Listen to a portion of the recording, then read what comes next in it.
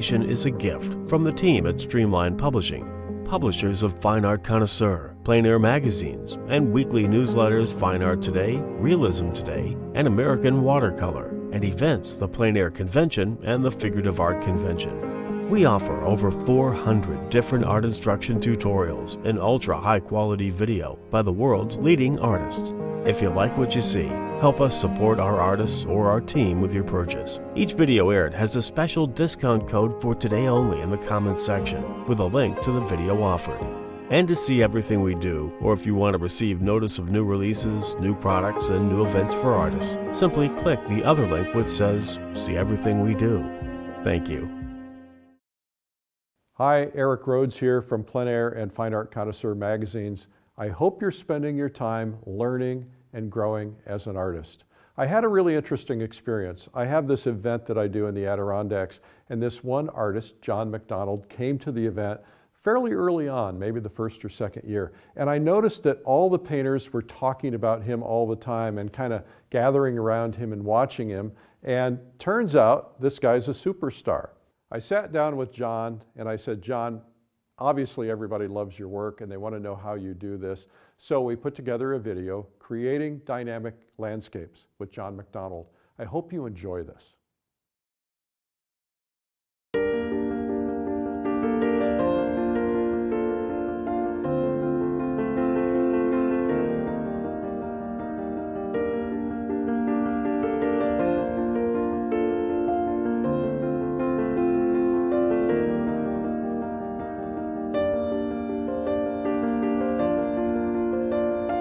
Hi, my name is John McDonald. I'm delighted to be here showing you my painting process. I hope you find it beneficial, informative, and perhaps even mildly entertaining. The painting process I use has really evolved over the last 20 years, as much by accident as intent. None of it's original. It goes back a couple centuries. I've borrowed things from other artists, read from books. It's a process that's fairly common. But it works for me, and that's the reason I use it. It works for me. That's all it means. This is not the best way to paint. It's not the only way to paint, but it's the best way to paint for me. I am not going to be offering you any secrets, any special techniques known only the chosen few, any secret formulas that'll make your paintings glow like a Vermeer. I'm a firm believer in the basics, and I think that you will find that your painting will improve the more you can focus on and master and come to a deeper understanding of the basics: composition, value, color, edges, etc. It's all about the basics.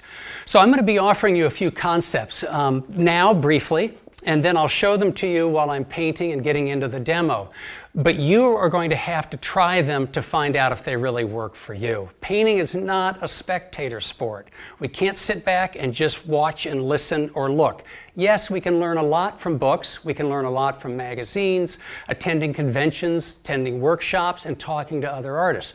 But ultimately, we learn to paint by painting. It's the only way we can really learn. I am going to be using photographs in my painting process, and so let me just address for a minute the pros and cons of photos, because I know there's some controversy of this in the painting world. I think the greatest advantage of using a photograph in the studio as painting reference is that it gives us time. We have time to study the image, study the composition, cut and paste different pieces of the landscape to enhance our composition. We have time to study the value structure, the 2 to 5 major values that express the composition. We have time to really study color relationships, even if those color relationships aren't quite captured very well by the camera. We have the luxury of time, so we can spend the time on the important things first and create from the very beginning a painting that is working step by step by step. It also can capture ephemeral weather conditions that you would never be able to capture plein air. Sometimes you'll see a beautiful sunset scene, a dusk, a sunrise, certain storm conditions, a fleeting effect of water on light. Something that really reaches you and immediately you want to paint it. You only have 5 minutes at most. There are some conditions and situations in a landscape that you simply cannot paint plein air. Having a camera with you can allow you at least to record some of that to help you trigger your memory to allow you to paint from it.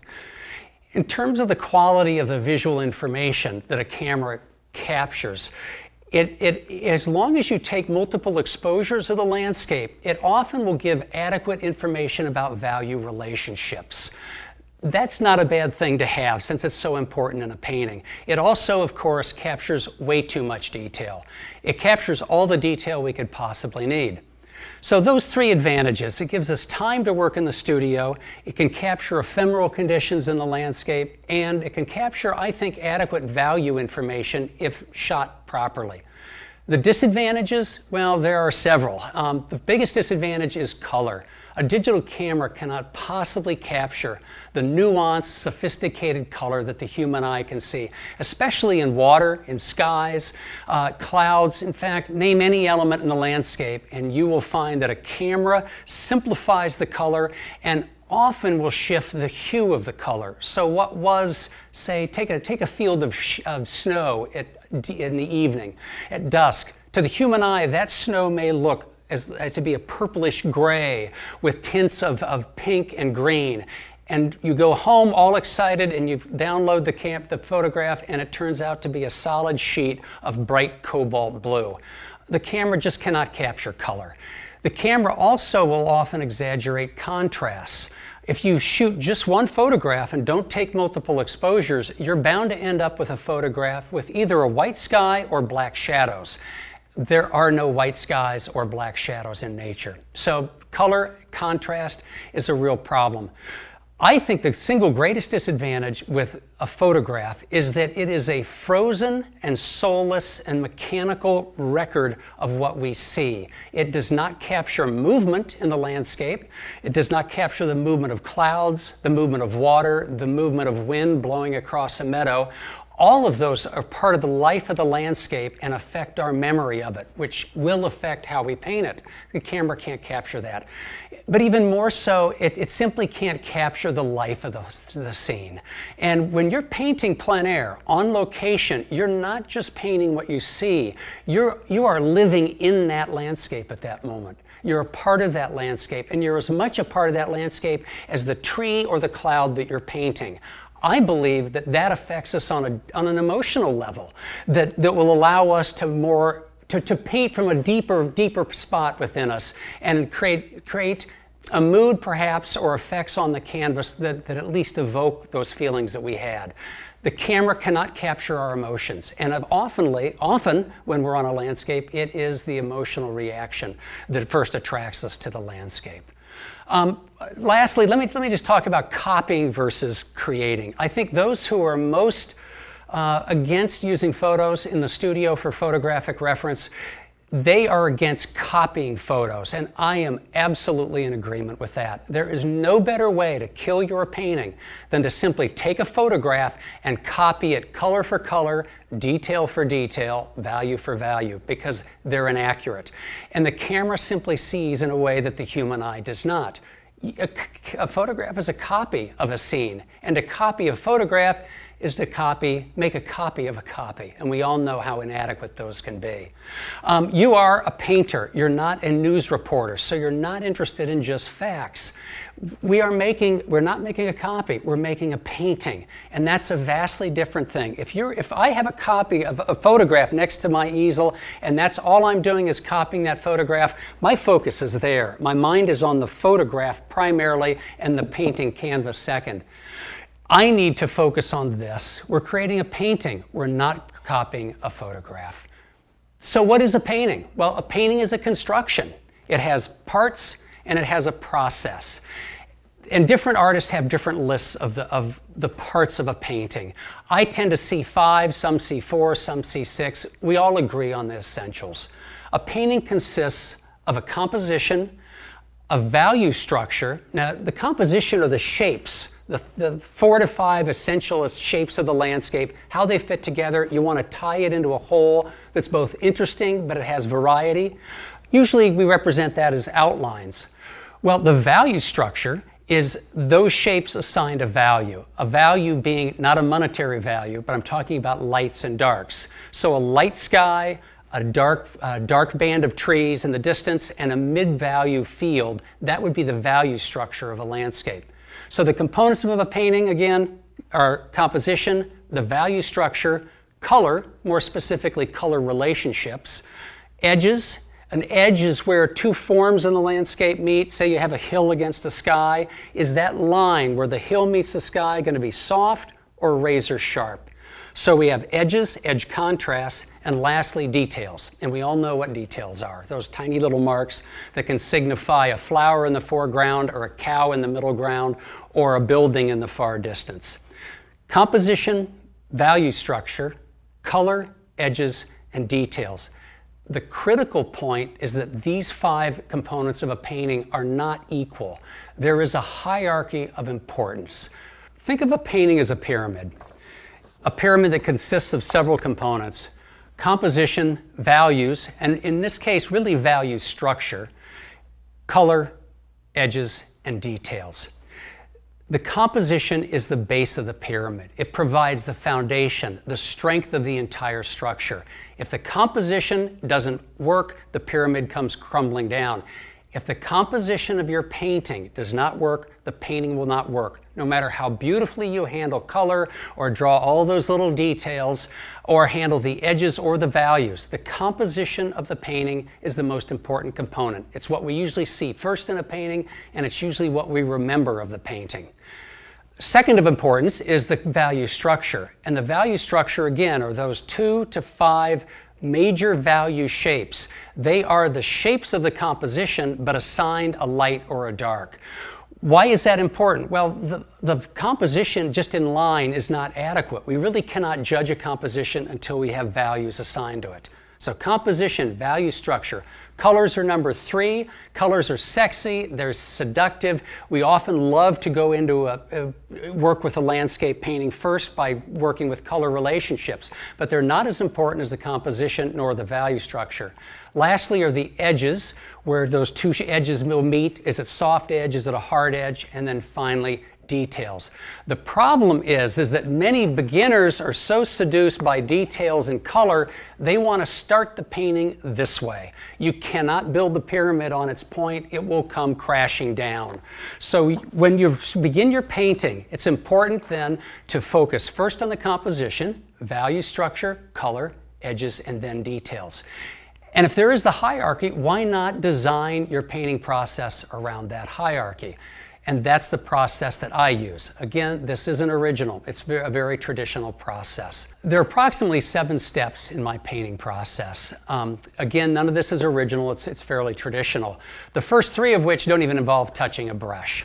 I choose the scene and I ask a critical question. What is it about this scene that most attracts me and makes me want to paint it? I choose a scene, I gather information, and that can be multiple photographs with multiple exposures, sketches, tonal studies, or even a plein air study. I go back to the studio and I'll edit that information, changing some of the sketches perhaps, editing some of the photos.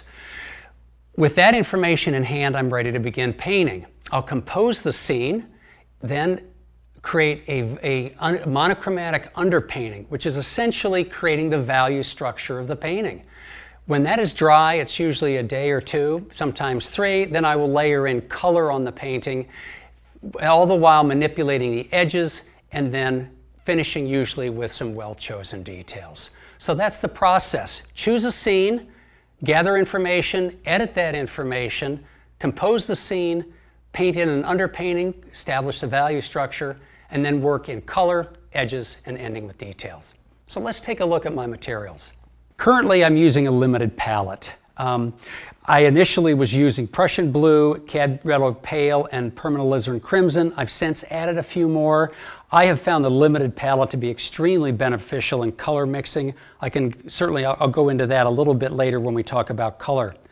Okay, the white I use is a mixture of titanium and zinc. This happens to be Gamblin. It's a 50-50 mixture. It's a very nice white to use and often considered to be the best substitute for lead white. The reason for the mixture: titanium is very opaque, forms a very hard paint film, and dries quickly. The zinc is slightly translucent, but dries with a very brittle paint film. It can crack and dries more slowly. Titanium is great, but because it's so opaque in high key mixtures, the colors can look a little chalky, which is why I like the zinc added into it.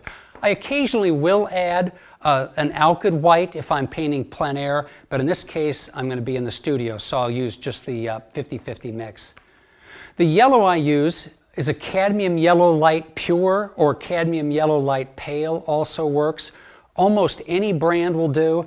I like it because it seems to be it seems to be in the middle between the warm and cool whites. It's warmer than a lemon yellow, but cooler than a cad yellow medium. The blue I use is a Prussian blue. This happens to be Winsor & Newton. Any brand will do. And again, I like Prussian because it's neither warm like an ultramarine blue or cool like a cerulean or a turquoise blue.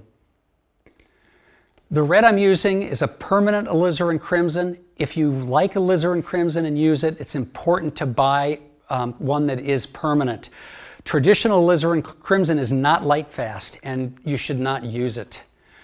Now, with just those 4 colors, I can mix a very nice purple, but I found myself mixing purple so often that I began just using dioxazine purple, just strictly to save time. It's a translucent color, which I like quite a bit. And with these 4 colors, it is possible to approximate earth tones, but I say approximate. It took a long time to mix something that looked like an umber or a sienna. So just to save time, I found myself using a raw umber. This is Vasari brand. I've tried a lot of other brands of raw umber, but I prefer Vasari because it seems to be slightly less yellowish. And when mixed with a white, it forms a beautiful silver gray that forms the basis for most of my neutrals. For the underpainting, which I'll be doing today, I use burnt umber and burnt sienna. Often you can use burnt sienna straight, but because it simply doesn't give you any deep darks. If you have a painting where there are some extremely deep shadows, you might want to mix a little burnt umber with it. I'll talk more about this when I actually start the underpainting. As far as my medium goes, I use a medium that's essentially a retouch varnish. It's 1 part safflower oil, 1 part linseed oil, 1/2 part stand oil, 1/2 part Dorland wax, and a little bit of cobalt dryer. If you fill a peanut butter jar or old salsa jar, I would end up putting in about 1/8 of a teaspoon of dryer. I add the wax because without the wax, it's all oils: stand oil, linseed oil, safflower oil. It dries to a very glossy finish. It's very difficult to photograph the paintings and sometimes even to view the paintings if there's bright ambient light. I like the look of the painting after it dries with a little bit of wax in it. It's more of a satin finish, and yet the colors are just as rich. This tube, I'm holding a tube of the medium. I filled this tube. When I travel, I just take a tube with me rather than a jar in the studio. For my brushes, I use 2 kinds. I use a flat that's a bristle synthetic blend. This is a brush from Utrecht that is sadly no longer made. I bought most of their remaining stock. But frankly, any moderately priced bristle synthetic blend brush will do fine. I'm very hard on my brushes. I scumble a lot and I wear them out quickly, which is why I don't buy expensive brushes. I start a painting, block in a painting, and do most of my painting with these brushes, the bristle synthetic blend flat. But toward the end of the painting, when I'm looking for a little more brushy effect, or if I need to cut a really sharp edge, I use a Robert Simmons titanium. It's a synthetic brush, softer, and holds a nice edge. It allows me to lay paint into the painting, and I paint rather thinly, but it allows me to paint into that layer without picking it up, which is what bristles would often do. I also have a large brush that I will often drag across a painting if I feel that the edges are too sharp in the process of painting and need to soften it. I am moving towards a non-toxic studio, so I do not use terps. When I need to thin the paints, I use a mixture of 50% safflower oil, 50% linseed oil. Like titanium, linseed oil dries more quickly with a very strong paint film, which is why it's been used for so long, over the centuries even. The safflower oil dries more slowly, and forms a brittle paint film. So why mix that in? Well, I like the slower drying time, and the one downside of linseed oil is that it will yellow as it dries. The safflower oil will not yellow. So that's essentially my materials. I use a painting knife usually to clean the paint off the palette. I don't actually use it to paint, and of course just a mixing knife to use my mixtures. In terms of the odds and ends and little tools that I use, you'll see that I use a value scale quite a bit.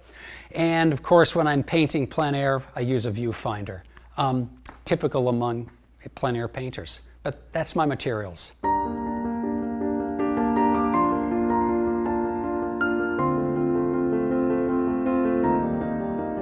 So I'm going to start the demo now, but I'm going to precede each little part of it with going into a little more depth about what I'm doing and about the process. So again, my painting process started with choosing the subject matter.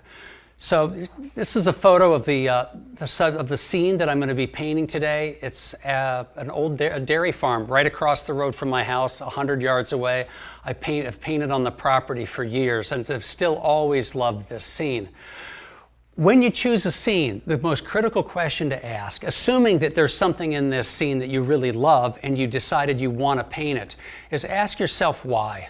Try to be as specific as possible about why you want to paint this scene. Why is that an important question? Well, chances are the answer will tell you what your focal point is going to be. It's going to be the message, the whole point of doing this painting. So for me, when I was really interested in this scene, I love the flowing water, I love the trees, but more specifically in this, what always attracted me was that little horizontal glint of light coming off the water and the juxtaposition of the horizontals across the water and the meadow as opposed to the verticals of those trees. That's picked up both in the real tree and in the reflections.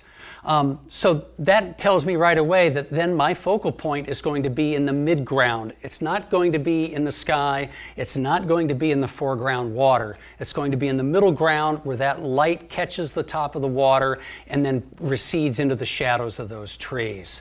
That's an important information to know. I want to keep that in mind the entire time I'm painting, because if not, I could lose the message of the painting. So step number 2 then is gathering information.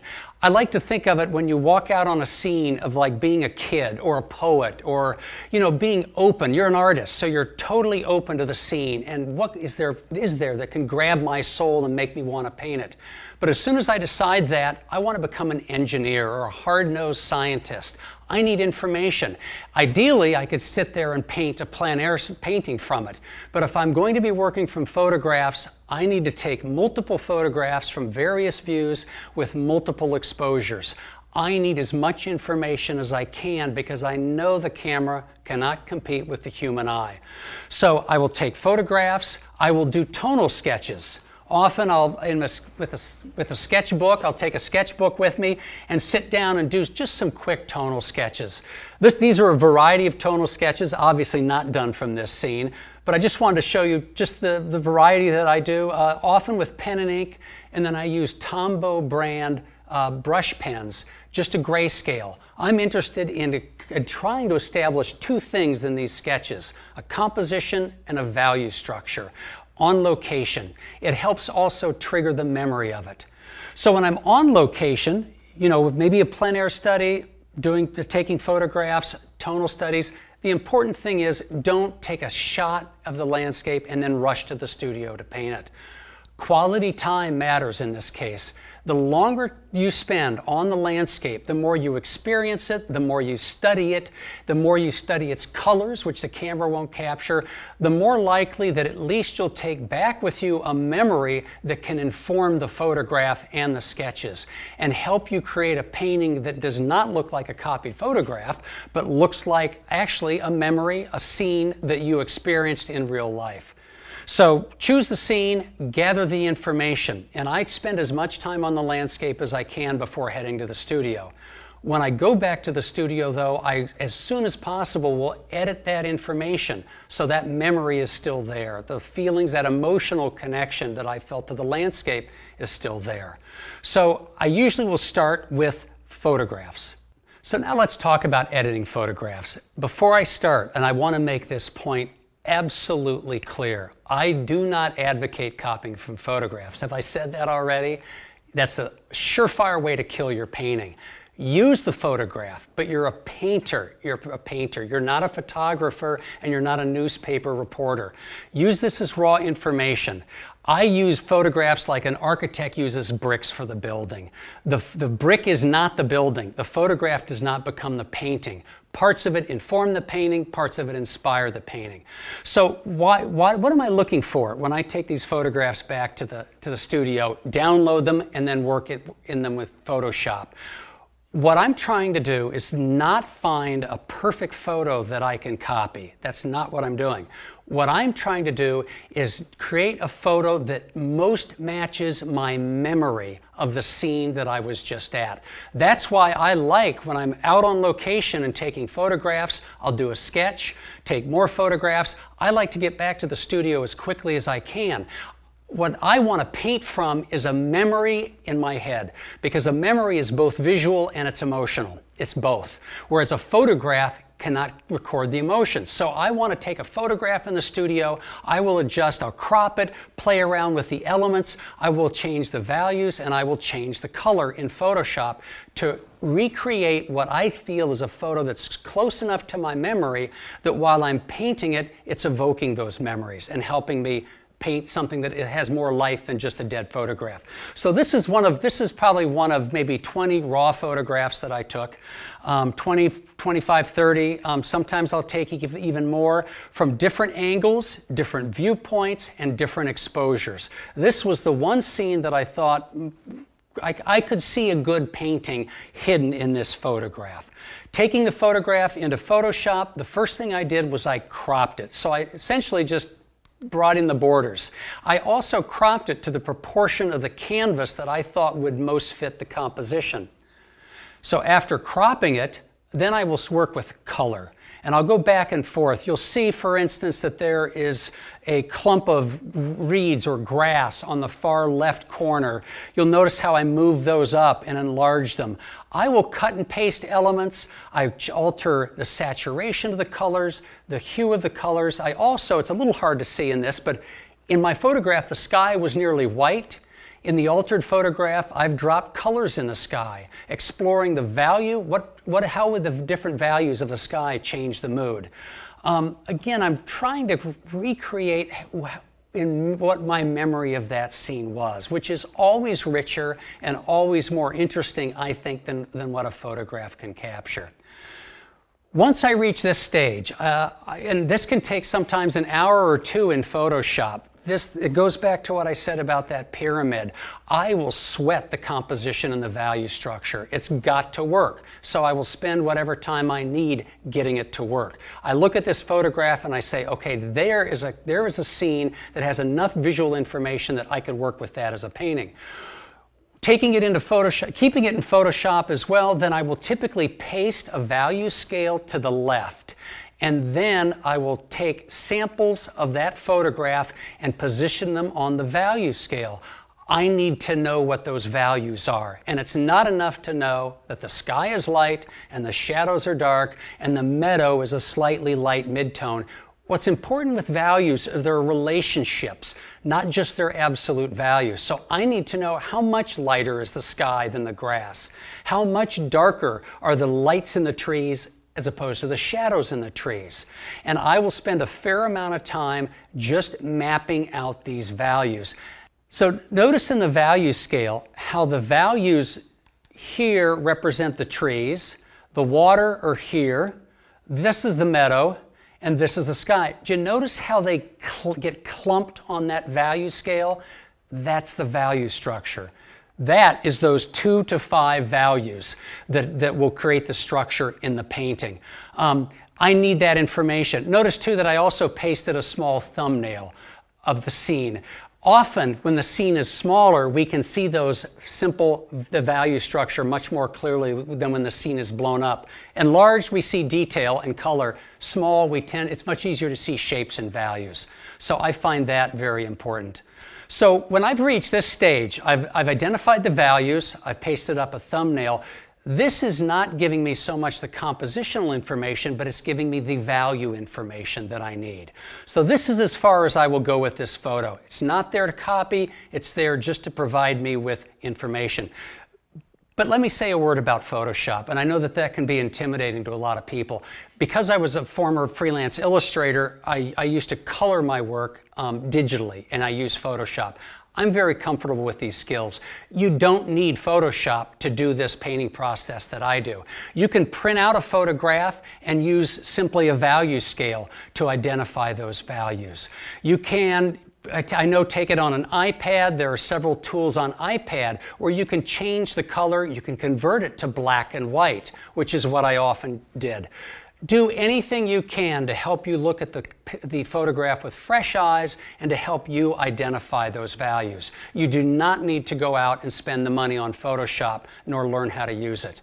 But you do need to look at that information and say, where are the values in these elements in the landscape? How dark are the shadows in the trees? How light is the light in the sky? And how does that compare with the grass? How does it compare with the values in the water? That's what's important, not knowing Photoshop. So I want to make sure you understand that point. So I've finished editing this photo in Photoshop, but that's not meaning I've finished editing this information I've gathered for this scene. I also will often take any little tonal thumbnails I've done on location, bring them back, blow them up, and play around with shapes. The photograph in Photoshop provides me with information about the values of the painting that I need. But this is where I compose the scene. Yes, I played with composition in the photograph only because often it can, I can try out ideas. But ultimately, this is where I want to develop the simple shapes. Now, what I do not copy, though, are the values. I put the values in there so I can see the shapes, but these are not the value relationships I'll paint. I'll use the photograph and the value scale from the photograph to paint the values. So with this in mind, with this in hand, I have the composition worked out. In this page, I've put a grid, which I've then also transferred to the canvas. And with my photograph at hand, I'm ready to start the underpainting.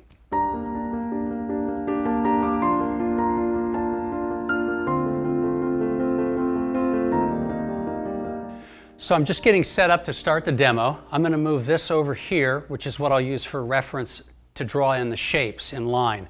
The first thing I'm going to do is just lay out a little of the burnt sienna because I'm doing an underpainting again. I'm not going into color yet.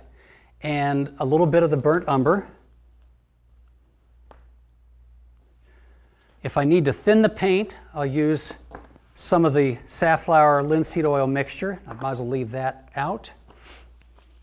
Although neither the umber nor the sienna are toxic, I do prefer wearing gloves. And at this stage, all I'm going to do is just sketch in those shapes, essentially transfer the shapes from my sketch to the canvas. Using this as reference, if the sketch works perfectly, I will very carefully copy it from here to here. But often, I do enjoy always having an opportunity to redraw something if I need to. So let me talk first, before I actually start doing this, just about composition. Composition is the most important element of painting, but it's often the hardest to give advice, to give rules for. It's easier to describe what not to do when composing a scene than it is to what to do. Typically you don't want to put any strong contrasts or areas of interest on the edge. You want to avoid the dead center. You want to avoid especially any sizes on the canvas of equal shape. You want to avoid any lines that are in alignment or parallel to each other. Most of those rules of composition can be broken successfully. There is one rule, though, that you absolutely cannot break in the terms of composition, and that is you cannot have your painting say more than one thing. And by that I mean simply, and this often is a problem with landscape artists, you see a scene with a beautiful sky and then the light splashing on the hills, and then there are foreground fields through which a stream is coming, and right at the foreground is this gorgeous play of water and light. And in your painting, you want to capture it all. You want to give me a beautiful sky, incredible hills, a beautiful field, and this water that's just grabbing my eye. You're trying to say 4 things at one time, and I won't know what to listen to. Think of an analogy of an orchestra. An orchestra playing a classical tune, some instruments will be playing the melody. Everything else is backup, playing harmony and rhythm, but they're not drowning out the melody. You need to find out what the melody of your scene is and stick with that and not try to say anything more than that. Let everything else support this.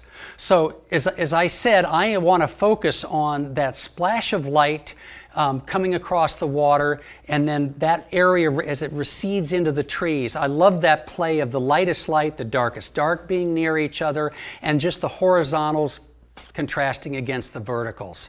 That is going to be the focus of the painting. So it's composing it right now, I want to make sure that the focal point is in an area that makes sense, and then especially when I start to flush this painting out in color, I want to make sure that I don't have too many areas of interest on the edges. Contrast is everything. Contrast draws the eye, and that can be value contrast, color contrast, contrast in the amount of details, contrast in edges. Typically, you want to avoid a lot of contrast on the edge of the canvas and put the greatest amount of contrast in your focal point. I'll go into that more, especially as we start the values in the underpainting. So looking at this, typically I usually start with the horizon line. I want to determine where the horizon line is. Notice in the way I've composed this scene, both in the sketch and in the photo, the horizon line is awfully close to the middle of the canvas. I'm not concerned about that because this little section right here, this background field that I invented and just dropped in Photoshop, that's almost exactly in the middle, but the focal point here is so much stronger. This is really it's secondary. It's not going to hurt this.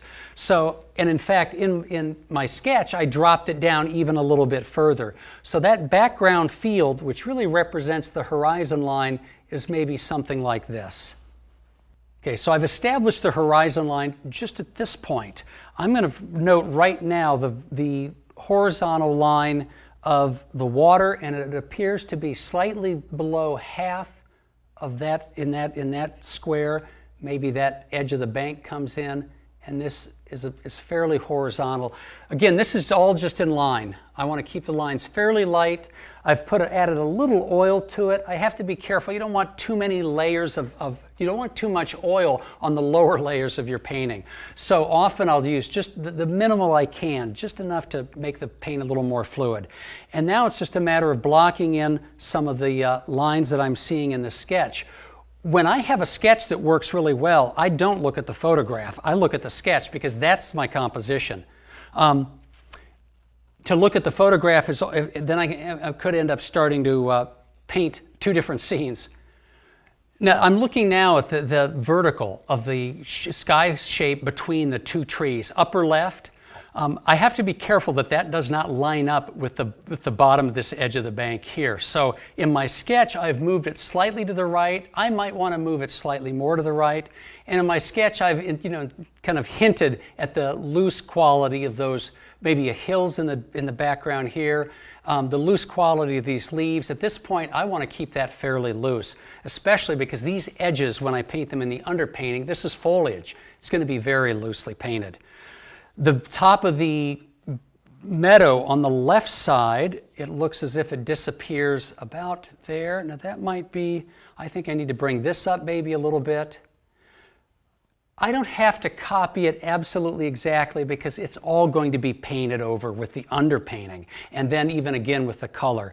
But it's worthwhile at least trying to be fairly accurate to respect the sketch. This edge of the meadow goes just below midpoint. It's a fairly smooth line in my sketch. I will probably loosen that up and make it a little more interesting in the underpainting. Then the shadow from the trees, it looks like it angles down to about this point. In the background, that shadow forms a shape, almost a parallel shape, maybe 2 parallel. Want to be careful with that. And then there's the distant bank and just the touch of this river showing triangle here. So this tree comes down here, this tree is here, and then the the last line, well, I still have to do this. This comes across, down. I'm going to put that mark in there because that stops the eye here. And then this is all bank. The reflection would come this way. I'll continue the bank up. Notice in the photograph, this receding bank is a straight line. I wanted to make it more interesting, so I just broke it up. That again, it's just the sort of thing that if you copy a photograph, you are not going to notice, you're not going to see, and you're going to end up with, frankly, just a less interesting line of that stream. So now I need to do the right side of the center tree, and that is approximately here. It comes down to that. There's a more round tree here, which I changed from the photograph. I had closed the gap in the photograph between these two trees. And this is just a kind of a quick rough sketch to indicate I think I want loose foliage there. If this is a fairly hard edge line, hard meaning fairly distinct, dense foliage, I would like to see it get a little more loose up here, just for variety's sake. Okay, top of the meadow, edge of the trees, and there's just a hint of that tree is here.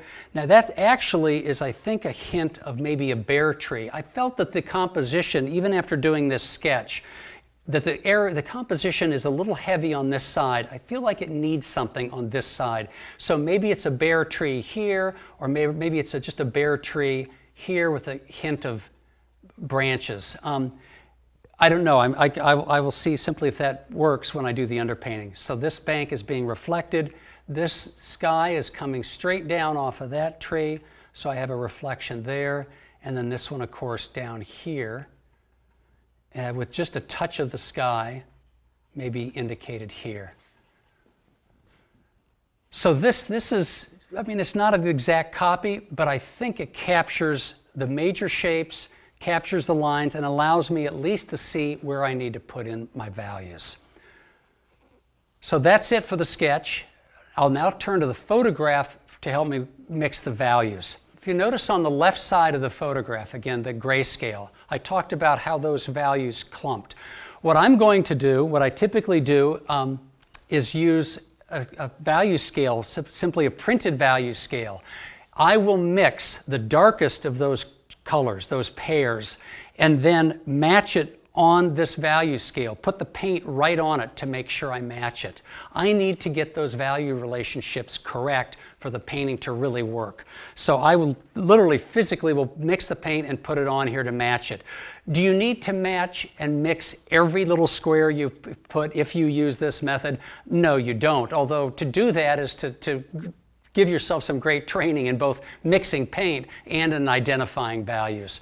But I find that working on a white canvas, I can use the darkest of every pair of these value chips, and then if I need to lighten it, I simply wipe away, revealing the canvas beneath. I actually get three things by doing that. One, yes, it lightens the value, but also because this is white, the color of the underpainting color will be rich, like a mahogany. I don't have to mix white in it, which often deadens it and makes it cooler. And I'm also keeping the paint film thin, just so that there's not a lot of paint buildup on the canvas, so this can dry quickly. So I'll now mix some of these values I see on the screen. And it appears to be about maybe in this area in the value scale. This printed value scale is not going to correspond perfectly to the value scale that I have in Photoshop. It just won't. But I'm really looking for value relationships. So even though this value scale is not quite as, doesn't extend from the pure white to the dark in Photoshop, that's okay. I just use this as reference for the value relationships. So how do I know when I've matched the value? Well, I often will just, with a palette knife, put a little paint directly on the value scale and to determine whether it's too light, too dark, whether I need to add white or more paint to it. I'm going to add, in this case, a little more white to lighten it. I'm really looking to mix a value about the maybe third from the darkest on this value scale.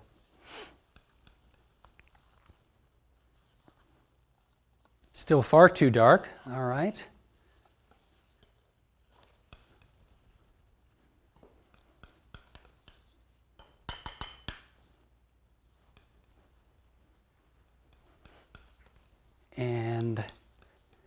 you can see that if I'm painting a large painting and I really want to work on the values just precisely, I could end up having to mix maybe 10 piles of values. I know this, to some of you it may seem like mindless grunt work, but this is how you build a painting. Just as digging a foundation to build your perfect dream house doesn't seem very romantic. Getting these values correct at the very beginning can make all the difference in the world. Now, the best way to compare two values, put them adjacent to each other and squint. And if they essentially disappear, you know you're on the right track, that they are more or less the same values. So that, I only hope I mixed enough of it. We'll find out. That should be the dark of the shadows for the trees. You can see that it's really not that dark. And in fact, it's not that dark because I'm going to deliberately make it one step darker. I think that's a little too close to middle value. I think it's because this value scale isn't quite as accurate as the Photoshop's value scale. So I'm going to make it a little bit darker, maybe go one step down on this value scale and match it to that value. So that's still a little bit light.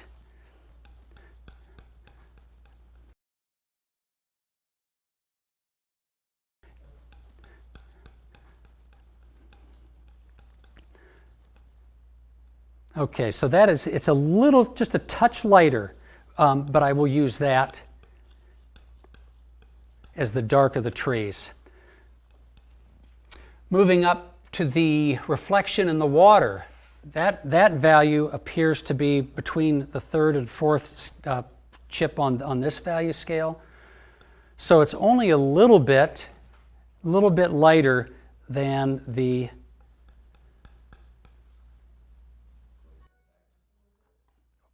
It's only a little bit lighter than the value of the darks in the trees. A little more paint. I actually enjoy doing underpaintings quite a bit because there's a certain playful quality. As you'll see, although maybe not on this canvas because it's rather small, but when I paint with a 30 by 40 canvas and underpainting, I won't touch a brush. I'll do the entire thing with a rag. Keeping very loose, and it just feels like play, smearing and adjusting, and you add darks, you pull out lights until it really works. Okay, that's essentially the value of the water, the dark values of the water.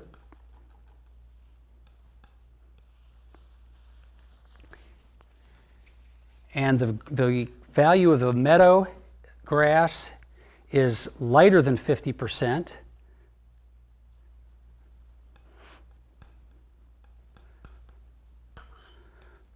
So I'm looking for maybe a value of here for the meadow, or maybe a little bit lighter. I think it's going to be about here would work best. That's clearly too dark.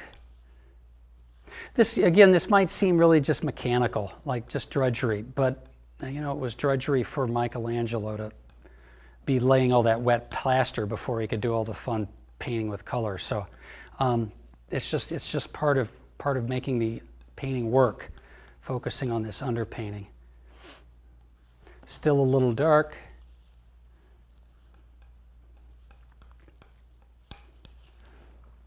I think at this point I want to keep these values clearly defined. That is the dark of the trees. That's going to be the dark of the water. That is scrap, which I can use.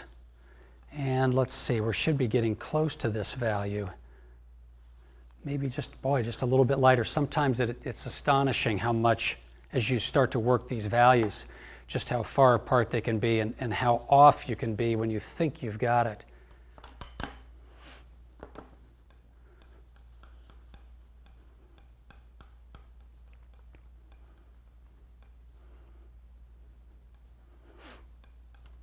Now I'm going to end up with probably far too much paint, but okay, there we go. Can you see how close that is to that value?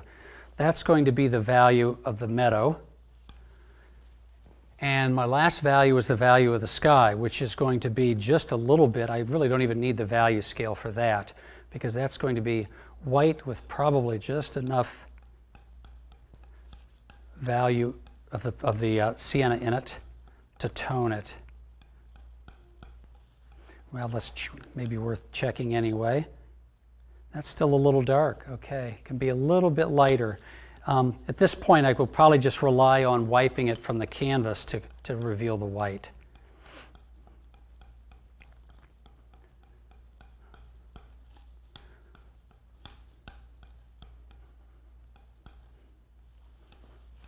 Okay, so there are the values. Darks are the shadows here, the darks of the water here, the meadow value here, and the sky value here. Before I start, why do an underpainting? Well, why work just solely with values? Why not paint with color, because color has value? Why not go right into color? There are several reasons. One, it's value, not color, that creates the illusion of space. It's value, not color, that creates the illusion of light. And it's value that creates the illusion of form. If you can solve all of those issues just on an underpainting, it will make the addition of color much easier. In part two, because value is a component of color. So imagine trying to juggle 3 balls. You know, color has 3 attributes. It has hue, what we usually mean by color. It has saturation, what we mean by a rich color or a muted or a grayed down color. And it has value. By taking value out of that, you only have to juggle 2 balls when it comes time to adding color. We would have solved all the value problems now with the underpainting. So you're really creating for yourself a much more easier way not only to establish the composition and the value structure, but to actually later work in color. I'm going to start with the darkest dark, the shadows of the trees. And now that I'm actually working in the values, I'm finished with my tonal sketch, which I use to establish the composition, and I'm going to refer now to the value scale and the photograph for the values of this painting. The values again, and I used to often convert the photograph to black and white to help me see it.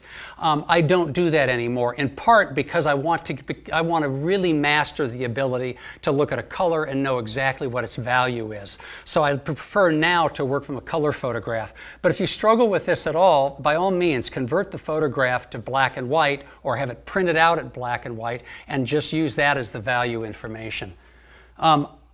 Some of the secrets of doing an underpainting, or I guess I said that there are no secrets, right? But one of the important points of doing an underpainting is to keep your edges soft and do not start to think in terms of detail at all. I am looking for just the major value shapes. So I'm going to very quickly block in, and you can see I mentioned that I'm hard on brushes. I scumble a lot with a brush. I'm keeping the paint film thin and keeping it very loose. Not trying to, at this point, not trying to get fussy at all with details. There will be plenty of time for details. Again, this is the darkest darks, the shadows in the trees. Seeing these as simply masked values. Some of those darks are over on this side. Got a little bit, need a little bit more color on that. That tree there is actually maybe a little bit dark. I can control all these darks just by wiping, but at this moment I'm just going to lay in these values as quickly and as loosely as I can.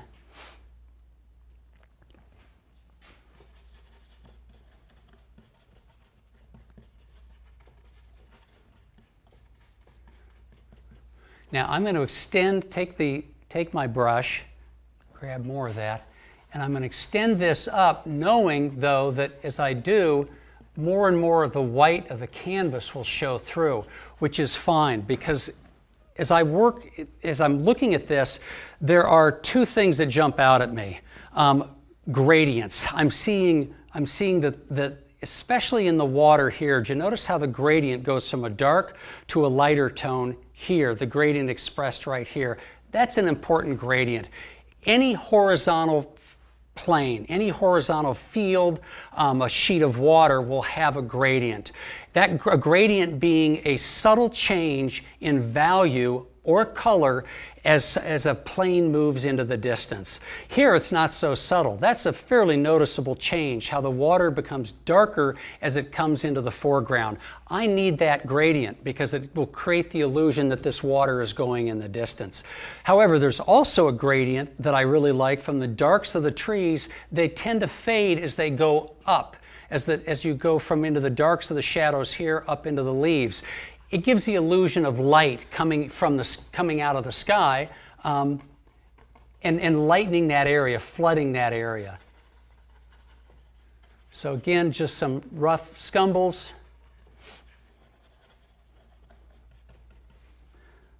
Going to need a little more dark.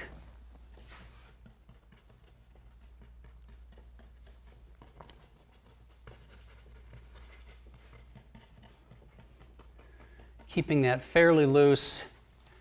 And then this is where I'll often use a paper towel, keeping the edges soft, picking up some of the paint maybe with the gradient, lightening up the tops of the trees, softening edges, and then even if I need to, showing the lights of the trees by just smearing some of the paint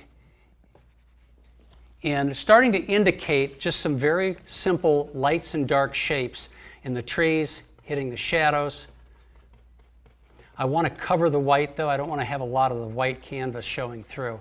This gradient I want to be fairly a smooth gradient so it's not too abrupt from top to bottom.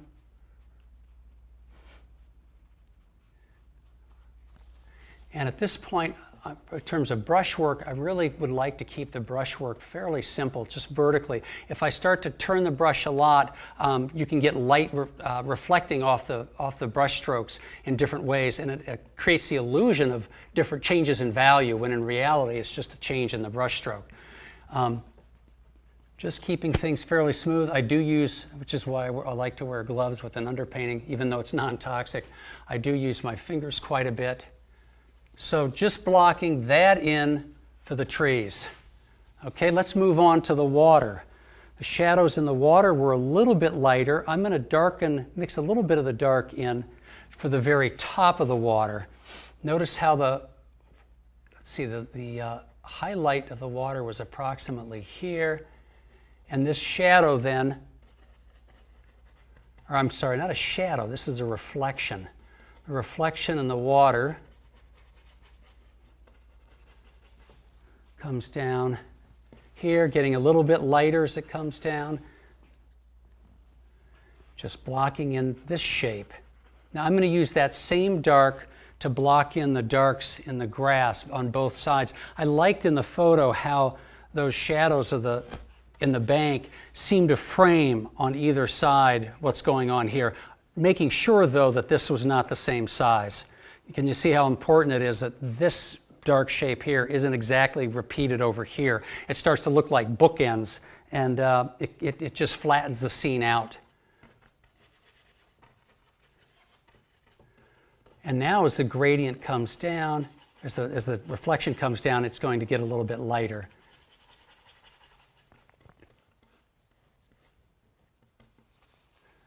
Again, I hope you can see at this point that I am not at all concerned with details. There's no fussing at all here. Just blocking in the important values. This is the value structure that I talked about. Starting to try to pull that illusion a little bit back, okay? Let's make that a little bit smoother. I'm going to just lighten this up just a touch. I don't want that to be quite as dark as that. At that point it looked like as if it were exactly the same value. And I'll even right now, I can just quickly indicate maybe some reflections from the grass, even though I haven't even put the grass in. All right, so let's knock in the grass.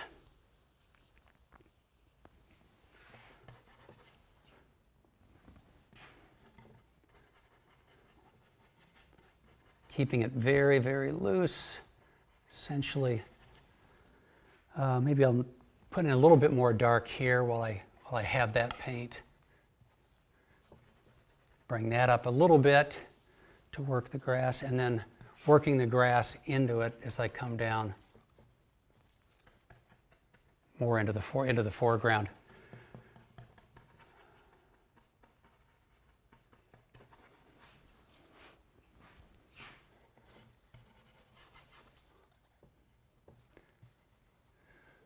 Now, often when I start blending with my finger like this, I find that the darkest darks start to get light because I'm mixing, getting a little bit of that light paint into the darks. So I'll have to go back in and reestablish those darks.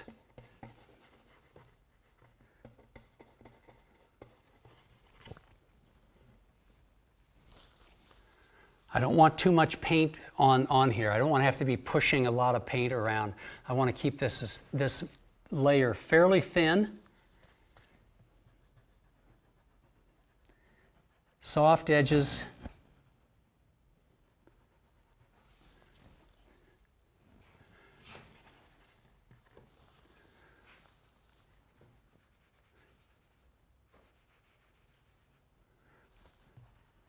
And just continue working these shapes.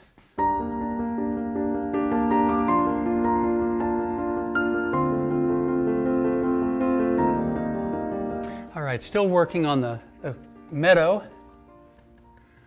I'm getting a little bit of dark paint in this, but again, you just don't. This isn't a time to be fussing with anything.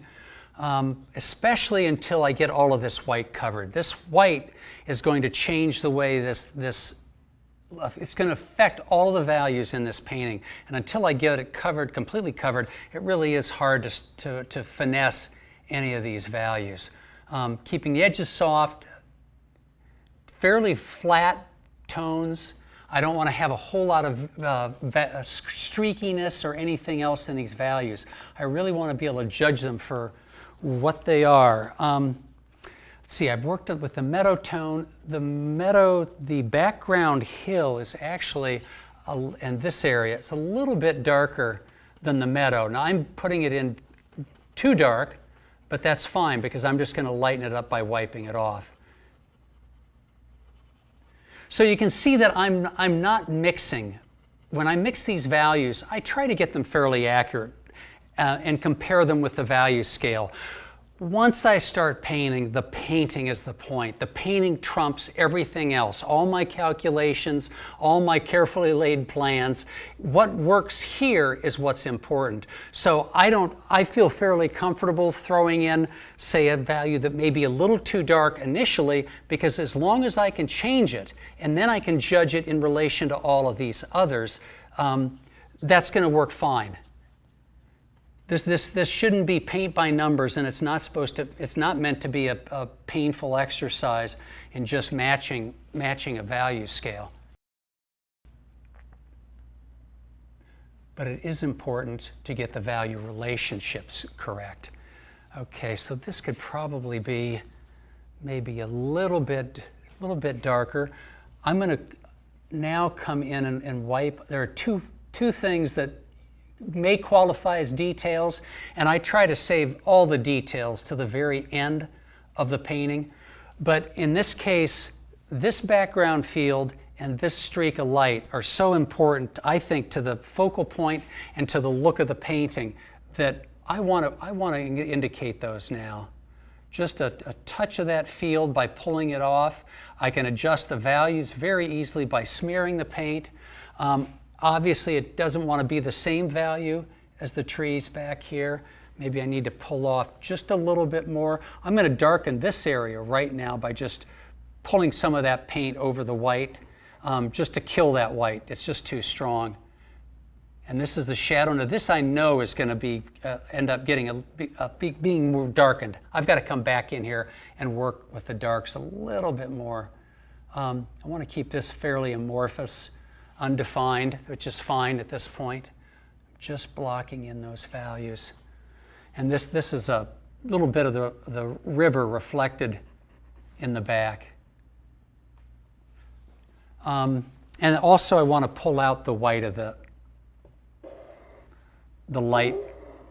So I'm pushing into the canvas. Another reason that I prefer painting on panels rather than stretch canvases, I can put a fair amount of force in there to get that streak of light. And you can see what a difference that makes, what that does to these other values. Kind of brings them alive. Next, I'm going to move to the sky, which is reflected in the water. And just a point about reflections. Reflections tend to bring the lights and the darks of the objects being reflected toward the middle scale, middle of the value scale. So a light area, such as the sky, is going to darken slightly as it's reflected. A dark area, such as the shadows in the trees here, are going to become lighter when they're reflected. It's just that the reflection, especially because the water has the ambient light of the sky shining down on it, it tends to appear a little bit lighter. And because it also has depth, though, it's not a perfect mirror, so the sky light will be slightly darkened. Let's just move into let me move into the sky value. By the way, when I scumble this on, I typically will then, if I'm crossing any of those pencil marks, the grids, I stay there with the paint and scumble long enough that it simply dissolves the pencil. You don't want that. You do not want that grid to show through the final underpainting, because it may be then that it shows through the final painting when you add color. You want to avoid having that show through. Now I had this brush I haven't cleaned, so I am getting this paint is I'm actually mixing a little of the paint, the darker paint, in the sky with the brush. But again, I'm just going to wipe that off with the paper towels, keeping this fairly loose.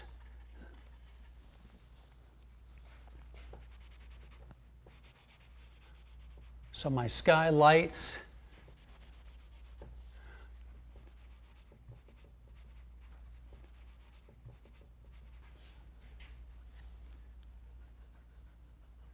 Keeping it, again, loose as can be. Maybe a little bit darker up here. You notice though that because I've added white to the burnt sienna, I'm already starting to get a little color contrast. How it looks a little more bluish, just a touch more blue. At this point, I'm not concerned about that. This is still going to read as pretty much as a monochromatic scene. Now the darks in the water, for the reflections in the water, I'm using the grass value. It's about the same value, and it's just a little bit lighter at the top where there's a gradient. So maybe I'll lighten that up just a little bit as it goes up top, and then darken this a little bit down the bottom. I'm just going to smear a little bit of that reflected light into the water so it becomes a very soft edge. Okay, now these shapes are not really well drawn. I mean, that shape doesn't line up, but I think I'm just going to have to move that tree over a little bit, which is what I do. This is looking a little narrow anyway compared to this. Now, I hope you can see at this point, and I think right now I'm going to do this just to soften, blend some of the brush strokes. It's easier for me just to see this without a lot of brush work. Now, at this point, there's a sense of light and form. I would not stop at this stage by any means. I really want to resolve some of the more subtle issues in this. But if it really works, even at this stage, chances are you're gonna have a painting that's going to be successful. If it doesn't work at this stage, you have to make changes. I'm going to go back in now and reestablish some of those darks because I've lost them. As they become lighter, slightly different, a cleaner brush. see. And even maybe even a slightly larger brush.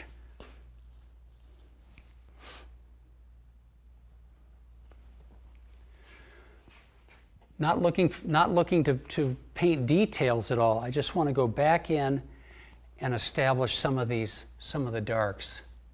Dragging it into the paint there. I don't want to have I don't want to have any hard edges at this point.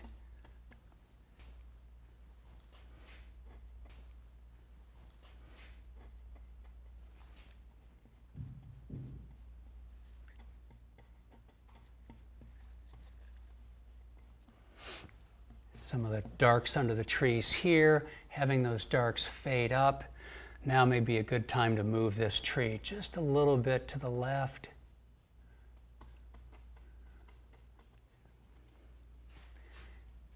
Have some of the areas of foliage. I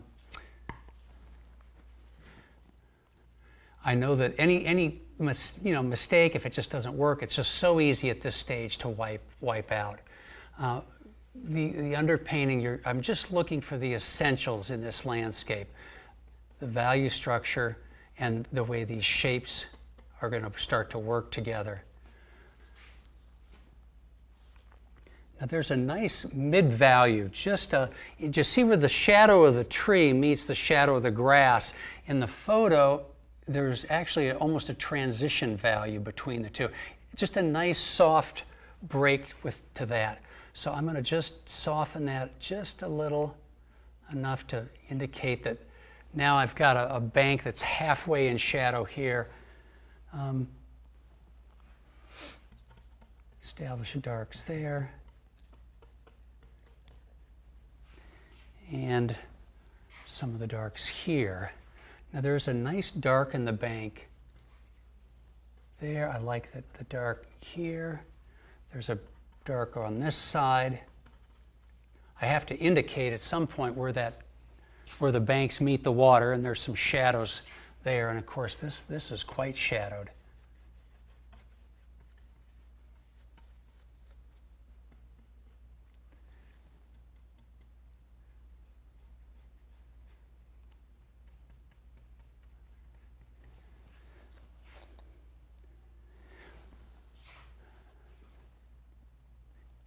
I find that if I make really good decisions at the beginning of the painting, I wouldn't say the painting paints itself, but it just makes it so much easier, because when you make good decisions and everything is working, if something's slightly off, it'll jump out. And it's then a lot easier just to see what that next stroke will be. If the painting is not working, sometimes it can just be very hard to decide what it needs. And then you try to not listen to those voices of the doomsayers in your head say, oh my gosh, this isn't working. It's not working. What's going on here? Not that I'm panicking with this at all, but it just it goes to, often a painting will go through a phase of getting slightly out of balance in the values or in color when we work in color, and then you have to go back in and reestablish it.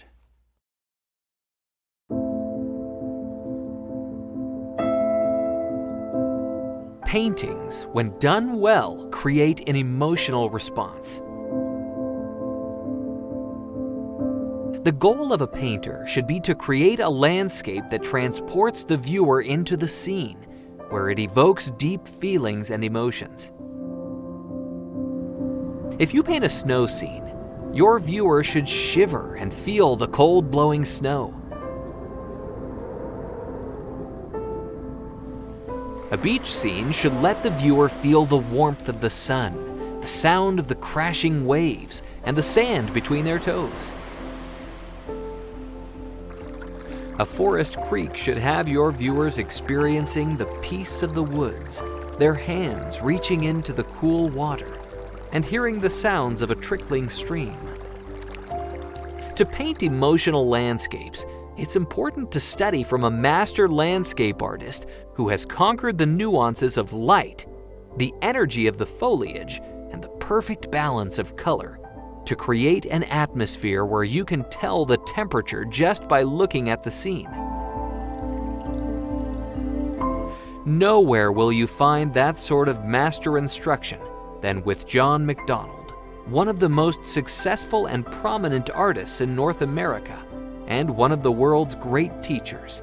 I am not going to be offering you any secrets, any special techniques known only the chosen few, any secret formulas that'll make your paintings glow like a Vermeer. I'm a firm believer in the basics, and I think that you will find that your painting will improve the more you can focus on and master and come to a deeper understanding of the basics: composition, value, color, edges, etc. You'll discover incredible insights, which are the important keys to mastering any art form. It's value, not color, that creates the illusion of space. It's value, not color, that creates the illusion of light. And it's value that creates the illusion of form. If you can solve all of those issues just on an underpainting, it will make the addition of color much easier. In part two, because value is a component of color. Don't be misled. While this course focuses on the basic elements of painting, which beginners will certainly benefit from, each element is covered in such depth that even experienced painters will benefit from it. In fact, many of the world's leading artists seek out instruction from John to help them elevate their paintings to a higher level. Color luminosity you create by two different colors, warm, cool, keeping them exactly the same value.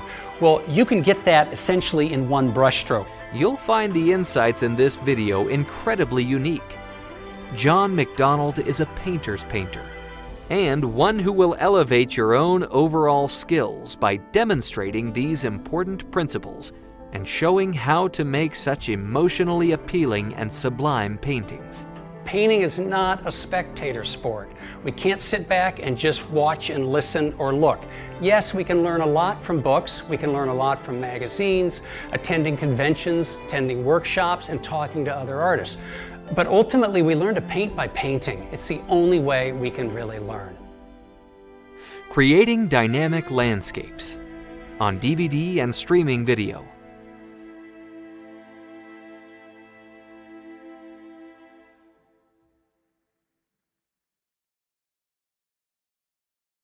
I hope you've enjoyed this segment of Creating Dynamic Landscapes with John McDonald. You can find more about it at lilyartvideo.com. He goes into such depth and preparation on how to create a great painting. It applies to any painter. Let's get into his head now and get to the interview.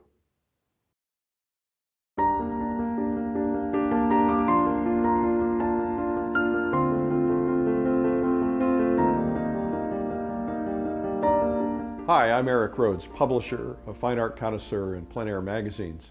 And today we have John McDonald with us. John, welcome. Thank you. It's great to be here. So you and I first met in the Adirondack Mountains, I believe. We did at your event, I think 4 or 5 years ago. So what I thought was really fascinating is I didn't know about you. You know, people have, there are regional stars, if you will, and you live in the Berkshires. And you're well known in the East, in the region, but I wasn't aware of you because I don't live in the Berkshires. I live in the Adirondacks in the summer. But what I found fascinating is that people were kind of globbing onto you and watching you paint and wanting to learn how you paint. And that's when I gained a lot of respect for you as a painter, when I first saw your paintings. And you know, we bring them in at night and everybody's looking at everybody's paintings, and yours were standing out above the crowd. So one of the reasons you're here is because of that opportunity when we met at the Publishers Invitational in the Adirondacks. Such a great event. Yeah, terrific event. Yeah, it's a lot of fun, isn't it? It is. It is. And I've spoken to so many artists. I think what we like about that is the feeling of camaraderie, the lack of a hierarchy, where you can just go and paint, rub shoulders with beginners, with masters, and just pick up on everybody's energy, and being reminded constantly by the most raw recruits to the art, the very beginning painters, of the important questions to ask. I invariably come back from the Adirondacks having learned something that I learned from a very beginner painter. Sometimes it's just an attitude, you know, so it's good. It's a great event, yeah. So last year, I was driving to Boston, and I decided to stop at your studio. And we did a little video of a studio visit. But what I was fascinated with was your process, which you'll be talking about, I'm sure. But you have used technology to aid your process. Tell me a little bit about that. Well, it came out of a stretch of maybe 15 years when my wife and I, our first of two sons was born, and I realized that financially I wanted to just contribute a little more to the family's income. So I went back to what I'd always been doing on the side as a freelance illustrator. And at the time I was using scratchboard, a black and white medium, using a sharp tool to scratch away ink on a white surface. And I absolutely loved it. It was like an etching. It could be like a woodcut. But more and more of my clients asked for color. And it's a nightmare to color because if you use watercolor dyes, it soaks into the ground of the scratchboard and looks awful. So I finally realized it was time to get a computer, and I started coloring the work in Photoshop.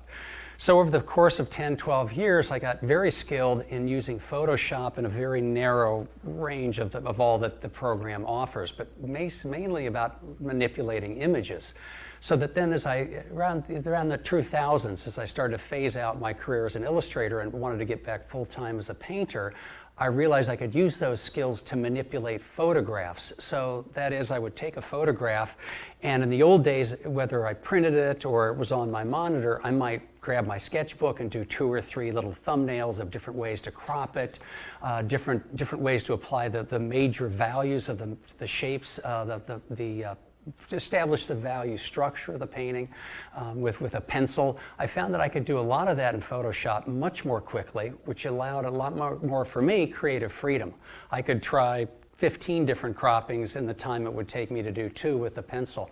And it made me aware of just the power of the program. So although I still do quite a bit of plein air painting as much as I can for a variety of reasons, not the least of which it's just great training. It teaches you exactly what the camera cannot capture. But I do a lot of plein air, but almost all my larger work now in the studio, I use photographs, sketches, and when I can, a plein air color study done on location. So there are some people who might scold you for using photographs, because there are some purists who believe that everything should be done from life, that everything is going to be distorted because of a photograph. Is it that you've trained yourself to understand what nature is going to do because you were plein air painting, so that when you do paint from a photo, you can get that sense of life? Yes, I can understand that attitude because I was there in the early 2000s. When I was still doing some illustration, I spent maybe 3 years painting solely outdoors. I would do no painting in the studio. That was where I did illustration, and I wanted to keep them separate. So I spent 3 years, and if I didn't finish a painting, I'd have to wait till the weather conditions were approximately the same to go back out on location and work on that painting. I think that yes, you need plein air. Any landscape painter has to paint plein air, go through at least a phase of painting plein air. If not, and if you rely solely on photographs, I think that can show in the photo. Where a photograph, though, is a kiss of death for an artist is if the focus is outward and you are simply copying the photograph. So what I use photographs for often in Photoshop is I am not looking to create an ideal photograph that then I simply copy. That of one single image that I look at and say, this will make a great painting if I copy it exactly. That would still look like a copied photograph. What I'm always aiming at is to create a photo, and I will alter both the cropping, but I will also alter the values of the image and the values in the color as well. I'm trying to recreate that scene as I remembered it. Including the way I felt about it. So for me, it's the feelings of an artist on location. That's one of the great advantages of being plein air. You're not just seeing something, you're in that scene. You're living in that landscape. You're as much an integral part of that landscape as a tree or a cloud that you're painting. I think that has a great power on the psyche and the soul of an artist that can come out in the painting. But if I simply run out to a landscape, take a photograph, and go back to the studio and copy it, that photograph is a soulless mechanical reproduction of what the lens sees, not even what the human eye sees. And then you end up copying a soulless reproduction of just an image. The camera cannot record your emotions. the artist's emotions, the artist's feelings. What attracted you to this scene in the first place? Often it has much more to do than just a simple color relationship or the story of an old tractor in the field. There is an emotional connection to the landscape that exists when we're plein air that cannot exist in the studio if all you do is rely on a photograph. So I have my foot in both camps. I understand perfectly why there are some who say you cannot copy from photographs. And that is true, but I think you can use photographs simply for visual reference, as visual raw material, information, that you can use then to recreate the memories and the feelings that you felt when you were on location. Well, that's something that it's very hard to articulate. So when you go out in plein air and you're walking through the woods and you find a spot that speaks to you, you're like, there's something about this that you're having an emotional connection to. How do you translate that into a painting?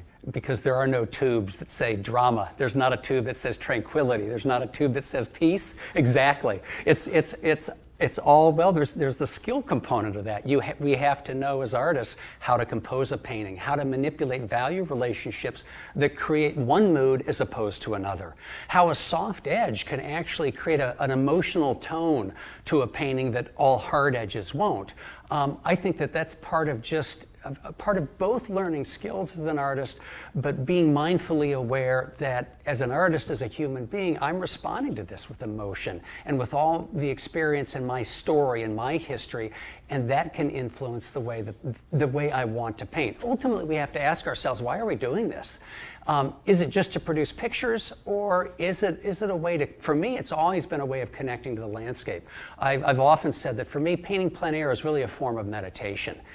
If I didn't know how to paint, I could still be very happy sitting in a meadow for 2 hours and just watching what happens. It's a miracle. You know, everything is miraculous out there. And just enjoy the color relationships without painting.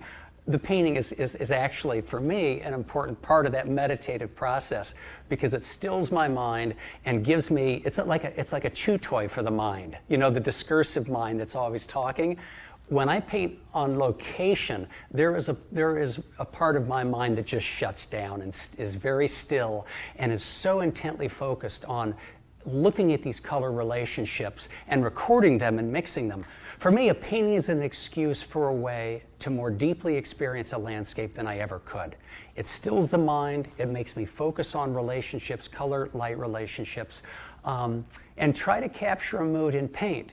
So, which goes back to using photos. I think that if you're in a landscape and you just simply take one photo and rush back to the studio, it's going to be very hard to capture any kind of a mood or a feeling in that painting that you experienced because you weren't there long enough to experience a mood.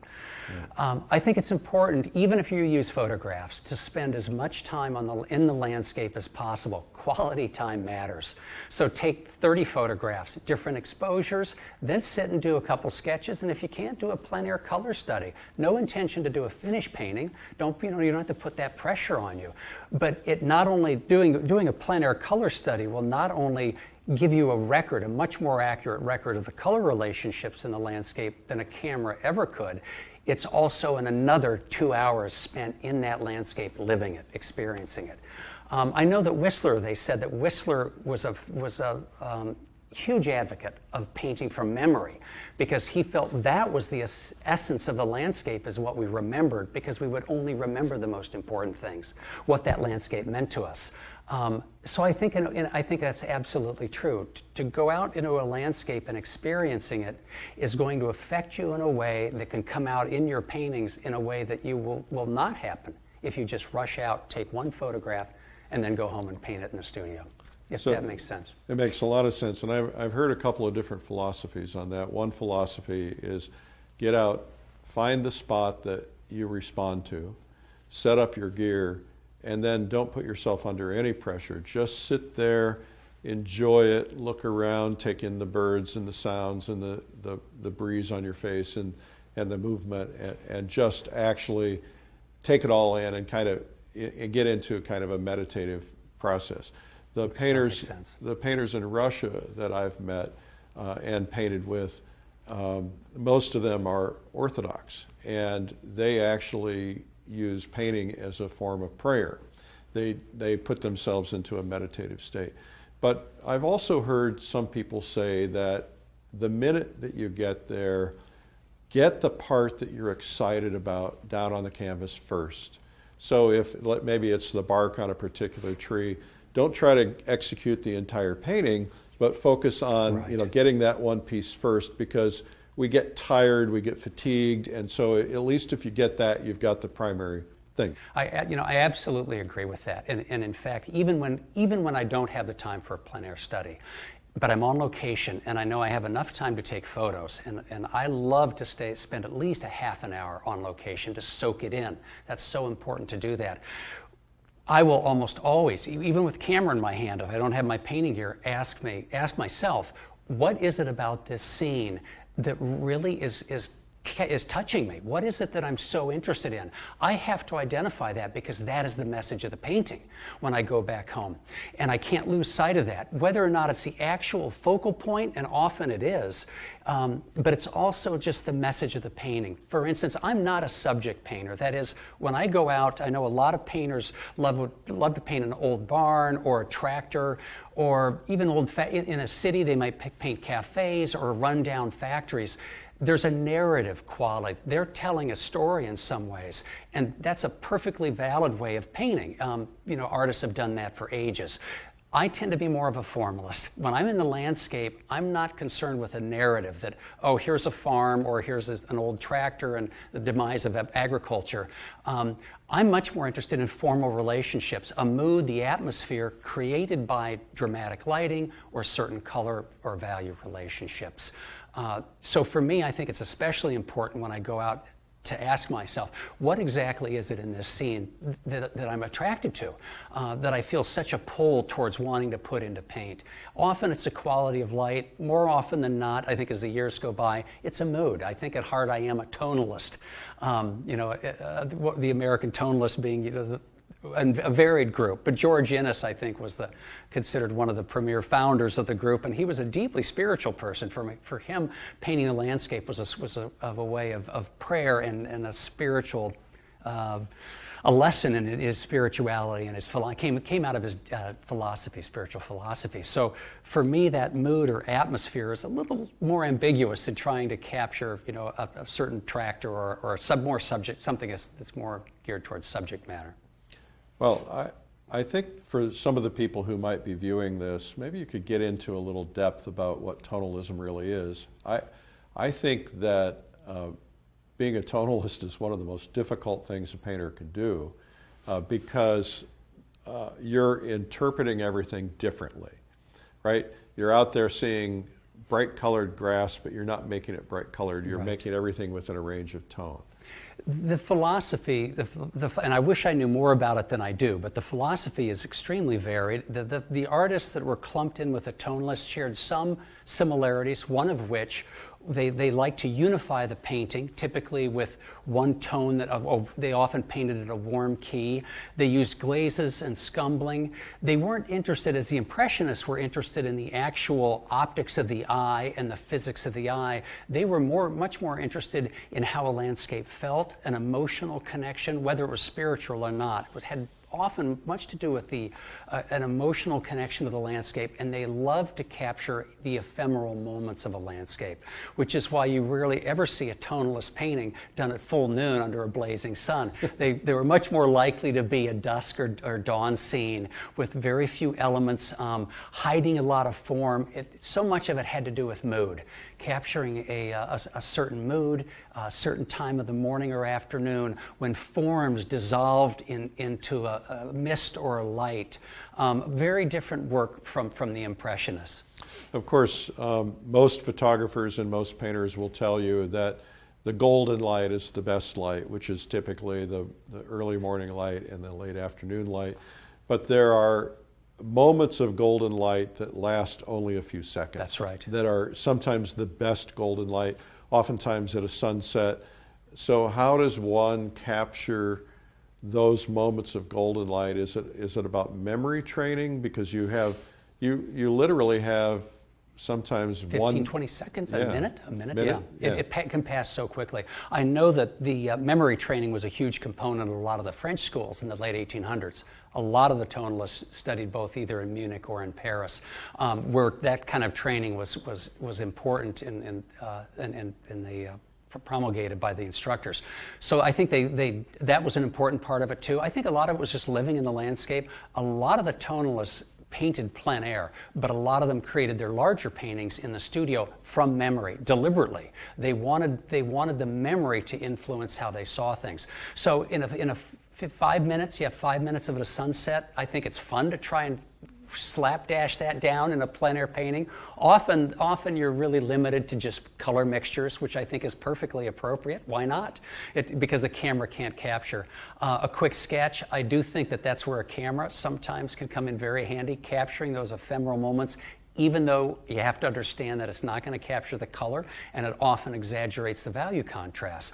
But at least it captures detail and form that then you can take a couple quick shots and then sit down with your sketchbook and make color notes, anything you can do to put that in your head so you can go back into the studio and paint it. I know with George Inness, especially later in his life, all his paintings were creations. He just pulled them out of his head. He had spent so much time painting plein air and studying nature that he was able to do that toward the end of his life. They were all inventions.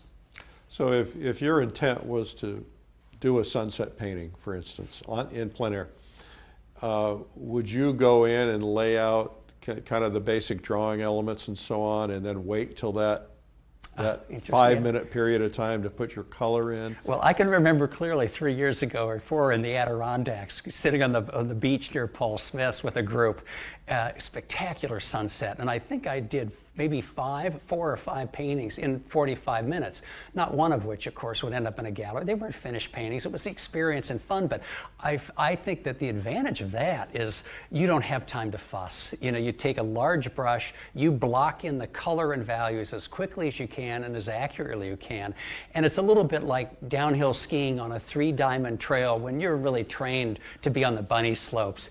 It is an exhilarating and terrifying time to paint, but it's a lot of fun, and sometimes that's the only way you can capture it. I do think doing that, it's going to burn it into your memory, and coupled with those sketches and coupled with maybe a couple good photographs can lead to a successful painting in the studio.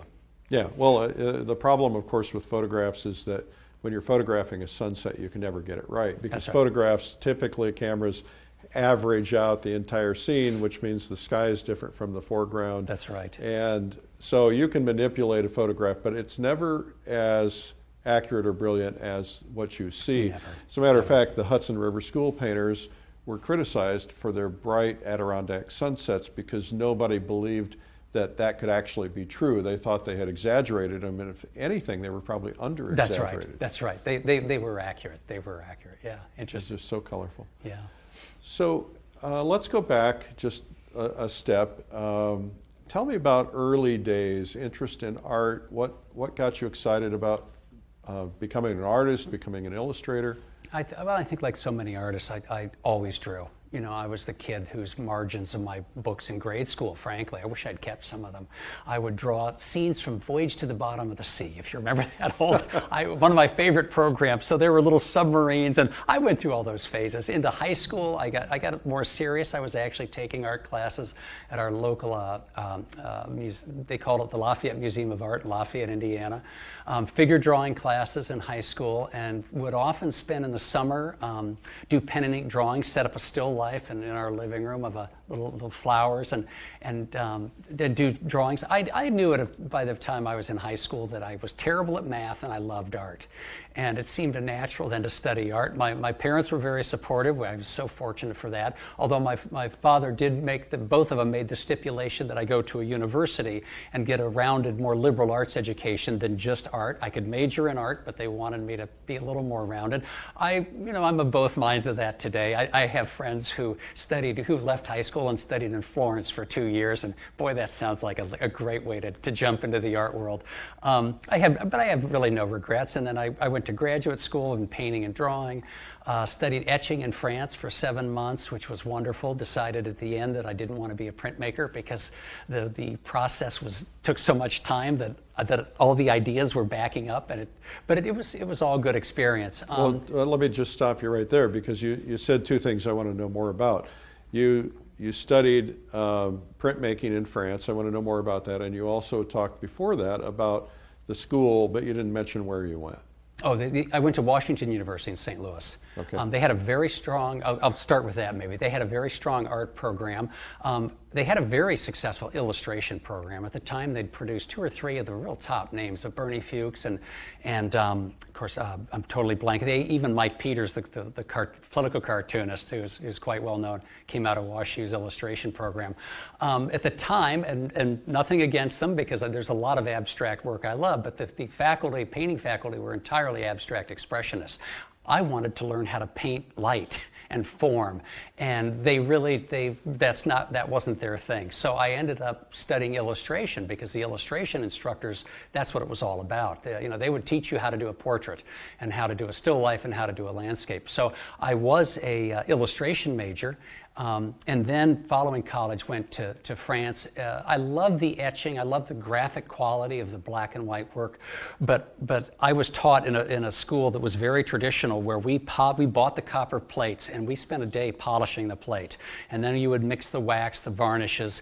And I found that I was, meanwhile, walking the streets of Avignon with a sketchbook, coming upon scene after scene that I wanted to translate into an etching.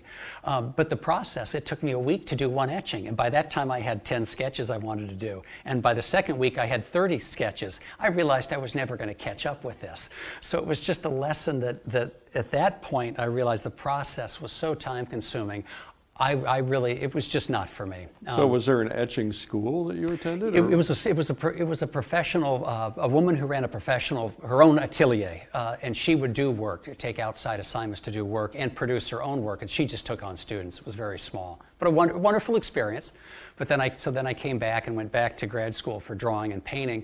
I always had known that at that time I was still painting, but starting as a freelance illustrator. And I knew that I wanted my foot in both. And as my illustration career took off and it became fairly successful, I was actually able to help send our boys to college with it. I realized that illustration paid the bills, but painting fed the soul. And I needed both. At that time in my life, I needed both. I felt too that the illustration, I had friends who were painters who were unable to support themselves, so they waited tables. I decided that I would rather spend that time drawing as an illustrator that would increase my drawing skills. So looking back, I have no regrets of the portion of my life I've spent as an illustrator. For that very reason, it really fine-tuned my drawing skills, which I think now have come to help with my painting. Well, the illustration business completely changed right about the time you were kind of winding down that part of your career and moving more into painting. I was so fortunate. The timing was perfect. I remember, I remember at one point in the early 2000s, maybe it was the late 1990s, I was so busy that within 1 week I turned down a job from the Wall Street Journal, the U.S. News and World Report, and I think the Los Angeles Times, and I knew at that moment I'd made it. That if I could afford to turn some fairly big clients down, and they were fine with it because they knew I was busy. So at that point I was working and frankly doing very little painting. I was just so busy. I had 5 or 6 jobs a week. I was working 6 days a week. I would take Sundays off, and often working 12 or 14-hour days. I knew I had to pay my dues, and I think that went on for 2 years until my wife had a talk with me.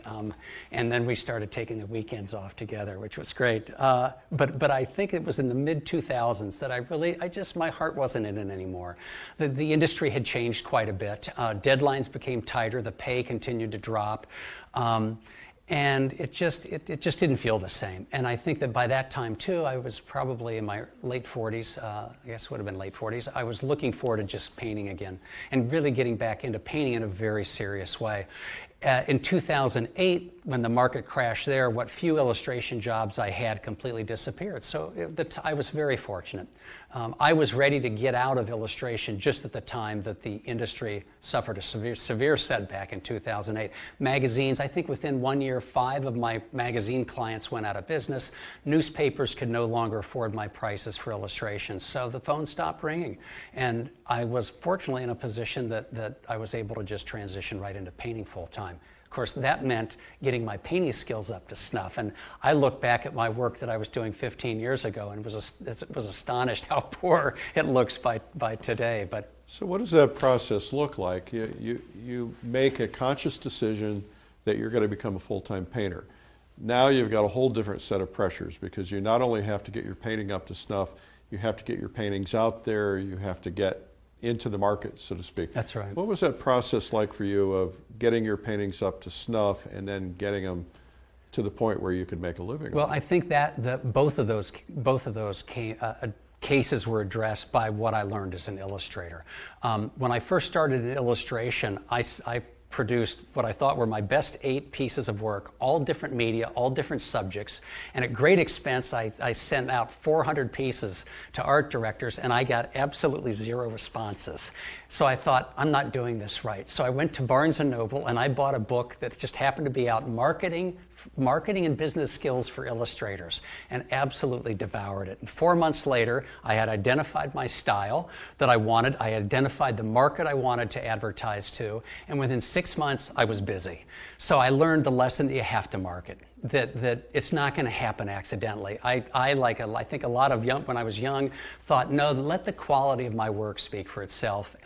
That's true. The quality speaks at a certain level, but there are a lot of beautifully talented artists who are still, having to struggle to put food on the table. You have to market. So I learned that from illustration.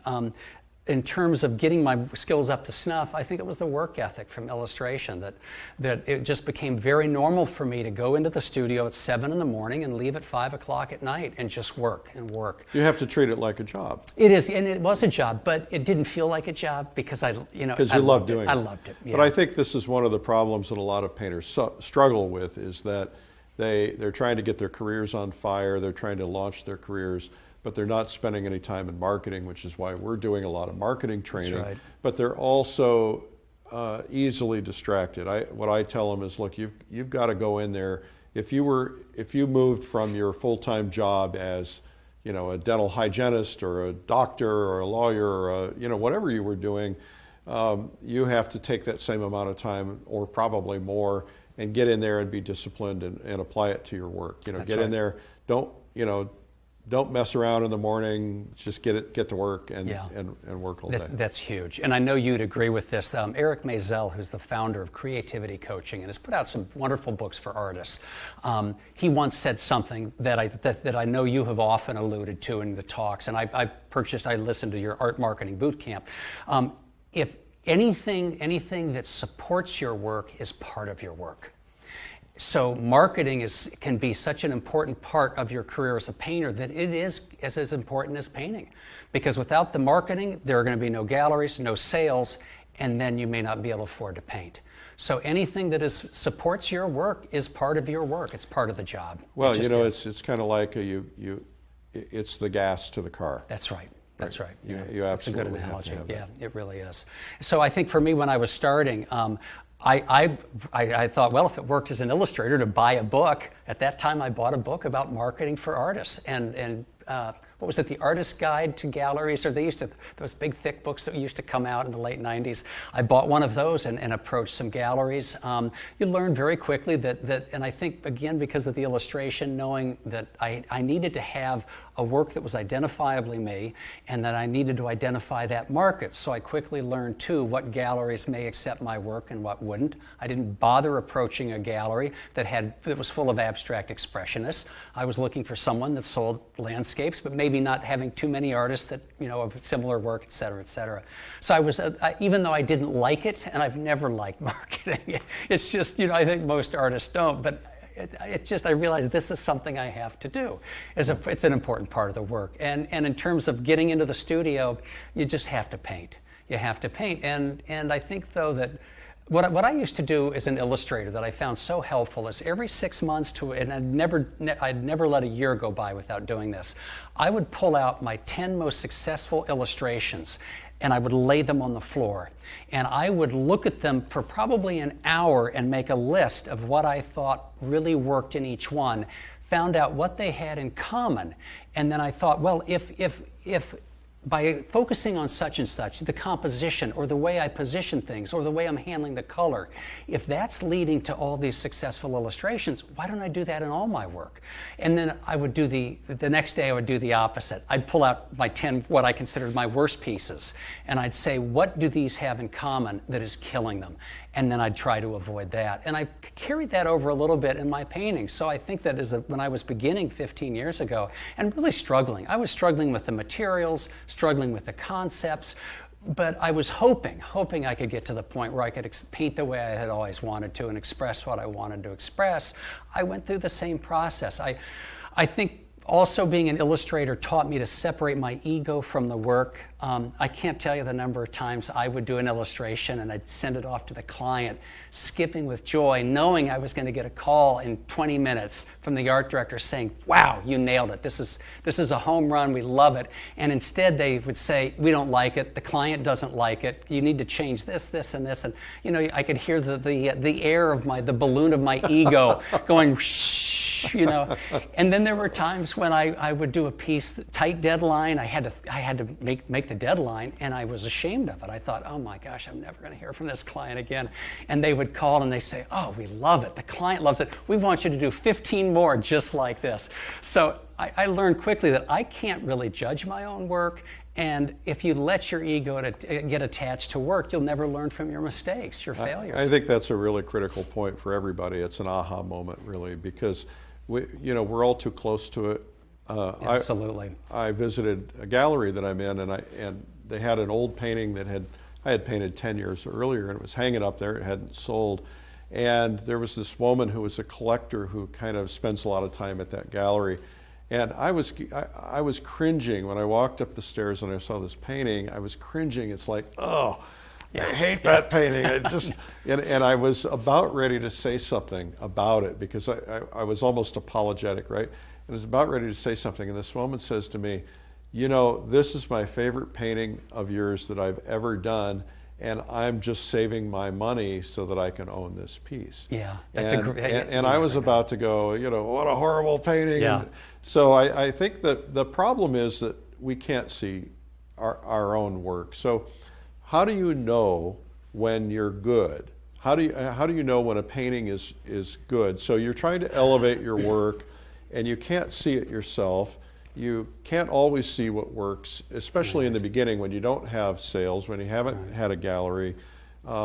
Is there a tool, a way to find out? Is it going to other people to get insights? How did you do it? Let me first go back to because you said you don't know if you're good or the painting is good. And let me just quickly separate these two. I don't think it's helpful to worry about whether other artists think I'm good or the world, frankly, because I can't judge. I don't know. So I also think then that ultimately, it's not that that's unimportant, but ultimately that leads too often. If I'm thinking that, oh my gosh, I'm not good measured against all other artists, that puts a lot of pressure on yourself. It's going to trigger the negative, that judge in our mind that just loves to trash us. You should have gone to business school. You never should have tried to be an art major. That's not helpful. But to know whether this or not this specific painting is good or not can be very helpful information. I think as I look back, I wouldn't call it a mistake. I would probably change it if I could go back, but I, for some reason, just always felt like I needed to figure this out myself. So between grad school and say where I am, certainly where I am now, I've taken very few I've taken workshops, but very few. I don't know, felt like it wasn't that I didn't need to go to other artists as much as it just never occurred to me that I could ask for help. I have felt that I have to figure this out. So for me, I often would compare my work to the masters, Monet's, the Inneses, the Sargents, and say, well, I can see clearly that I don't have the brushwork of Sargent, I don't understand the color like Monet, and I don't understand composition or value like Innes. So I would just study them, and then go out and just keep painting. and always comparing a successful painting of mine to an unsuccessful, and trying to learn again, what did I do here that worked, and again comparing it with other artists. Then later, maybe 10 or 15 years ago, I started to really pay attention to what other artists were doing. I had always up to that point focused really on the great old masters, and I would often run into an art magazines, a Plein Air magazine, and I would be attracted to, wow, that's a killer painting, or, well, I don't know about that painting. I never bothered to follow specific artists. I never really paid much attention to what was going on in this country today in plein air painting, landscape painting. That dramatically changed everything, and it has been so helpful. Connecting with other artists, I now have I've become friends with just some terrific artists who have no compunction at all about saying, that sky's not working in that painting. I love that kind of criticism because I know from who it's coming from, they know exactly what's not working and they can help me see it. So I think that, yes, talking to other artists, looking at magazines, Plein Air magazine is a wealth of a range of talents, and it, again, though, it's one of those things that you can learn from someone who's a beginner as much as you can from a master, just by listening to what they're saying and often being reminded of, oh, yes, I've been overlooking that. That's interesting what this so-called beginner said. So, well, one of the values of an event like going to the Plein Air Convention or going to the Adirondacks or Fall Color Week or one of those events we do is when you're around 20, 30, 40, 50, 100 other artists, and you may be painting in the same place. As you know, in the That's Adirondacks, we typically go to this one scene that we all paint together, and there's a row of 100 artists that are lined up, and yet if you walk from painting to painting, nobody's doing the same thing. Nobody's doing the same scene. One person is focusing in on a lily pad, another person is focusing on the peak of a mountain. And what it does by being around others is it opens your eyes to other possibilities that you hadn't thought of. The danger in all of that is, of course, is to go back to your painting and scrape it off and change it and go for something different. Feel that you have to adopt somebody else's style rather than staying true to yourself? That's right. Yeah. And one of the things I now try to avoid, you probably do the same thing, is if I'm painting with other people, I don't even want to walk over and look at what they're painting, because all of a sudden I'll be, I should have done that in the sky, and start playing with that. You just have to kind of be true to yourself. You do. You said something else that I think is a really important aha moment for a lot of people, and that is the idea of magazines and books and really museums. So museums are your friends, and I find that the artists who seem to be the most successful, the ones who are embraced most by collectors, the ones who are financially the most successful, I find that they spend a lot of time in museums. I see that these people will get on an airplane and go to a show. When the Sorolla exhibit was in America, they'd get on an airplane and fly across the country to go see that show and to study those paintings. I find that the artists that have the most success are the ones that are going to the museums more frequently, and they return to the masters. That's right. And they're, in many cases, they're getting permission to go and copy them on location. Talk to me about that. Well, I think that for me, it was an absolute revelation to see in both Monet and Innes, I think, were huge influences on me when I was young.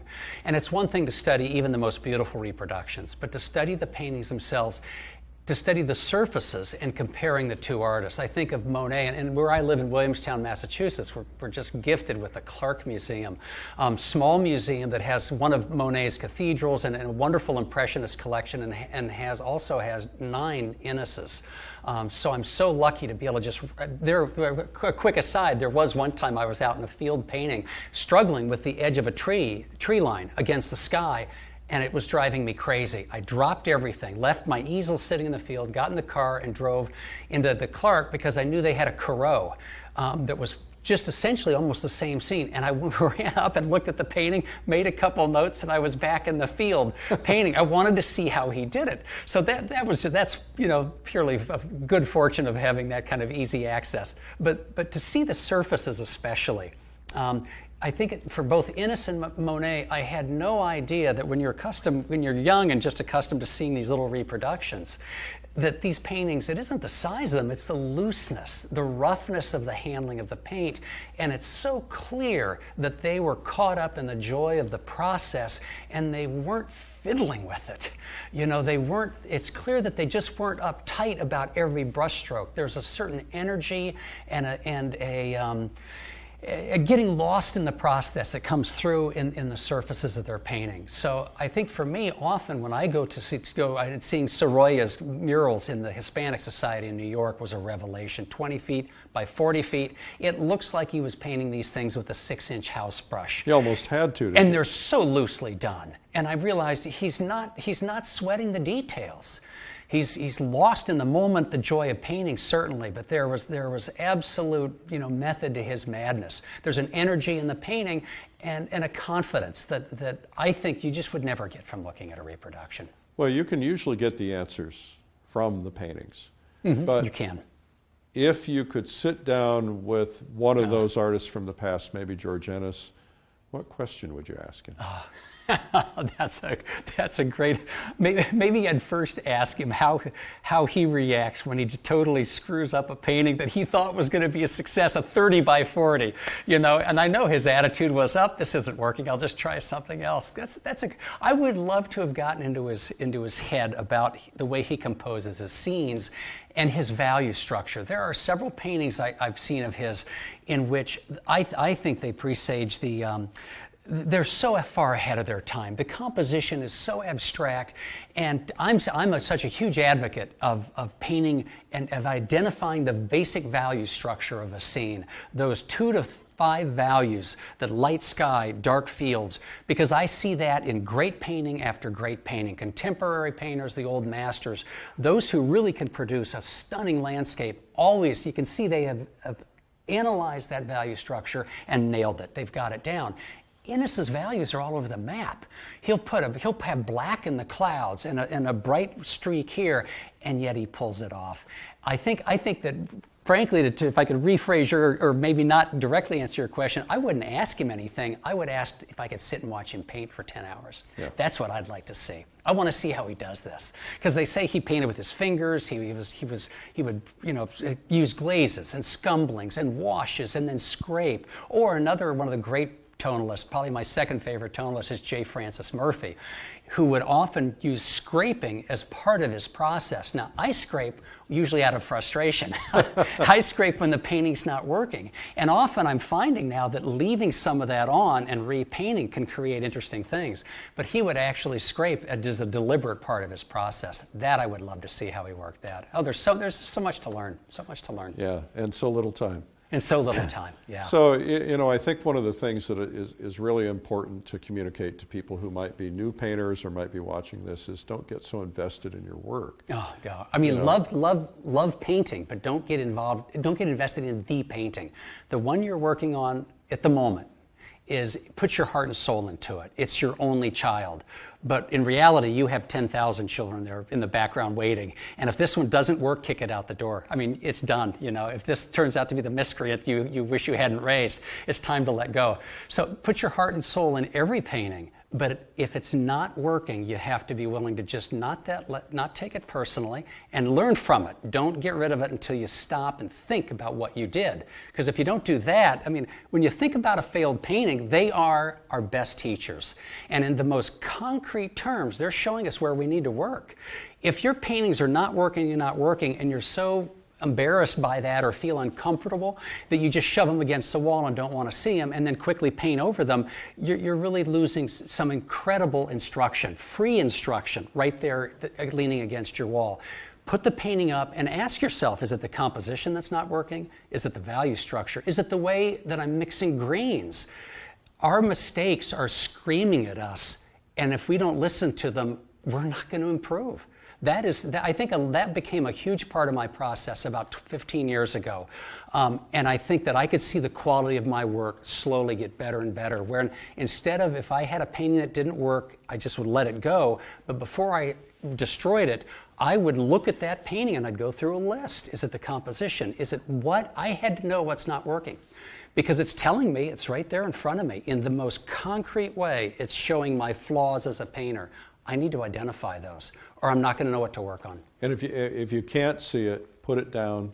Wait a year. Yeah, wait a year. Yeah, wait a year. The mistakes are still there. Yeah, they'll jump out at you. Yeah, it'll jump out at you. Well, you know, I hear stories of friends taking all their old panels and burning them, you know, because they don't want them in the market if something happens to them.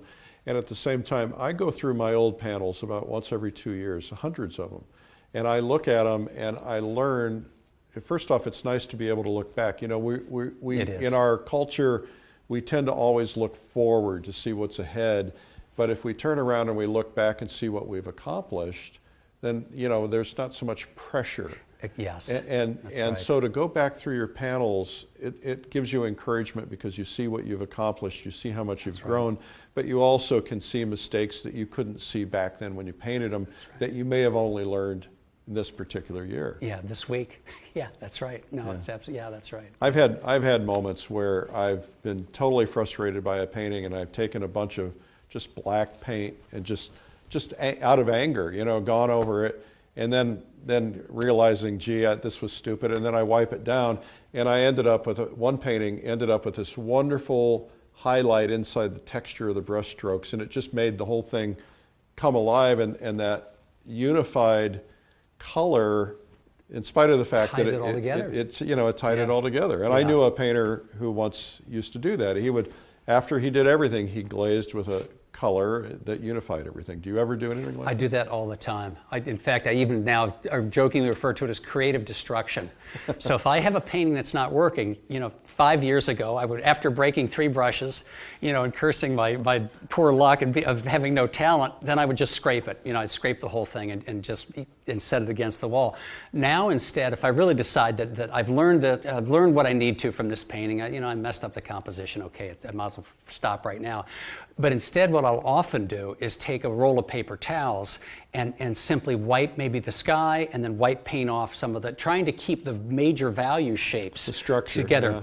And then if that doesn't bring the painting together, and often it can, what I'm finding it often does is it brings, if I have too many value variations in these shapes, it'll bring those values together. It eliminates all the details, so I'm no longer distracted by that. It will, by wiping certain areas, tie the colors together. I'm essentially blending the colors. And if that doesn't quite bring it back, then I'll start to wipe more. And I'm finding that usually with about each layer of wiping reveals a different painting. And sometimes, and it happens, I don't know, maybe 1 out of 4 or 5 times, I'll be able to take that back to a stage that I say, there's a good painting in there. And I'll go back and rework the painting and sure enough end up with a successful painting. So it's so important not to despair, not to give in to despair.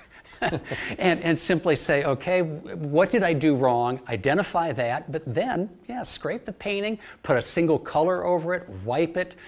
You have nothing to lose but a mediocre painting, which is nothing to lose.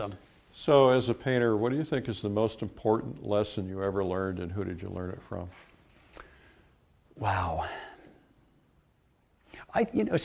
Strangely enough, I would say the most important lesson that maybe was a turning point in my realizing that this is something I can learn and I can do this was about 20 years ago from Cézanne, who I read, and it may be apocryphal, or I may have been mistaken, but I seem to have read someplace where he would take 1 or 2 brush strokes and clean his brush, step back and look, 1 or 2 brush strokes.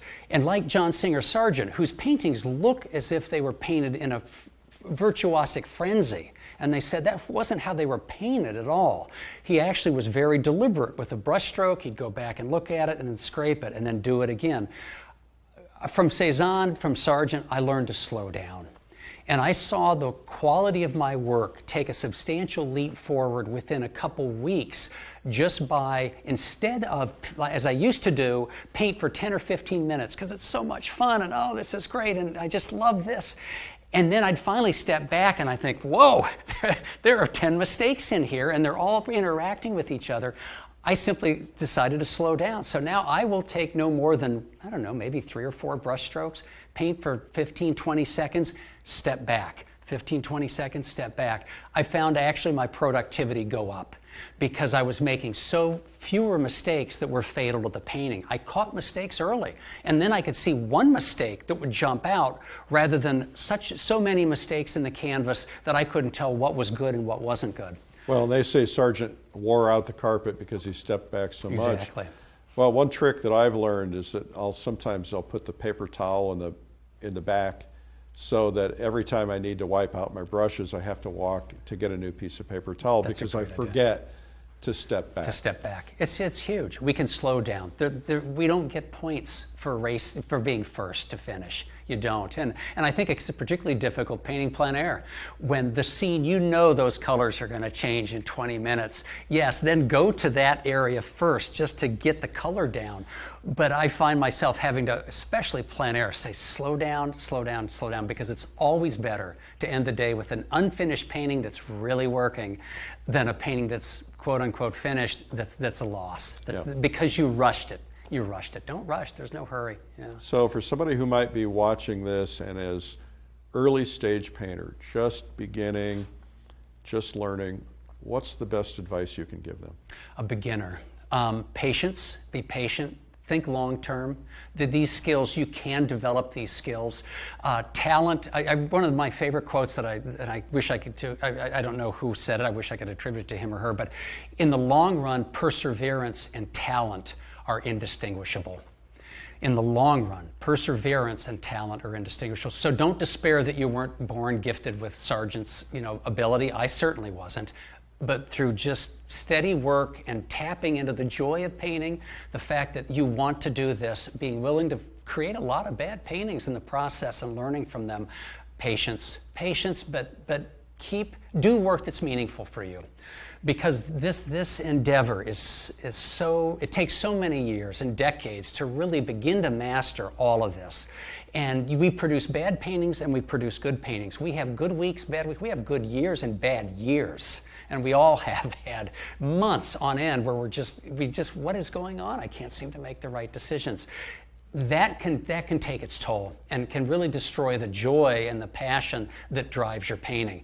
So if you're not doing meaningful work, and by that I mean if you haven't found that landscapes are your thing, or still lifes, or I want to do nothing but paint the figure for the rest of my life because it creates an energy and a passion in me that it seems not like it's not work. If you can't tap into that, you will not have the energy to get you through those low moments. And we all have lots of them. I will do 2 bad paintings a week. I'll have 2 bad weeks in a 6-month period, and I'll have 2 bad months in a 2-year period. And I know when I see them coming that I just got to gut it out. You just get through it. Well, you also have to remember that with the dark clouds comes the rain exactly. That renourishes. And one thing that painters oftentimes don't realize is the bad is good. That's right. That when you're going through the bad, it's actually pushing you to a new level.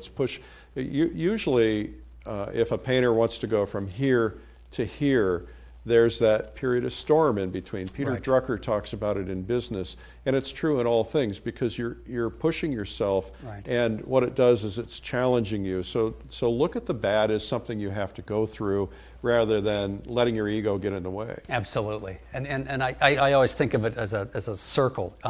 If in the center is our expertise, and on the edge is the unknown.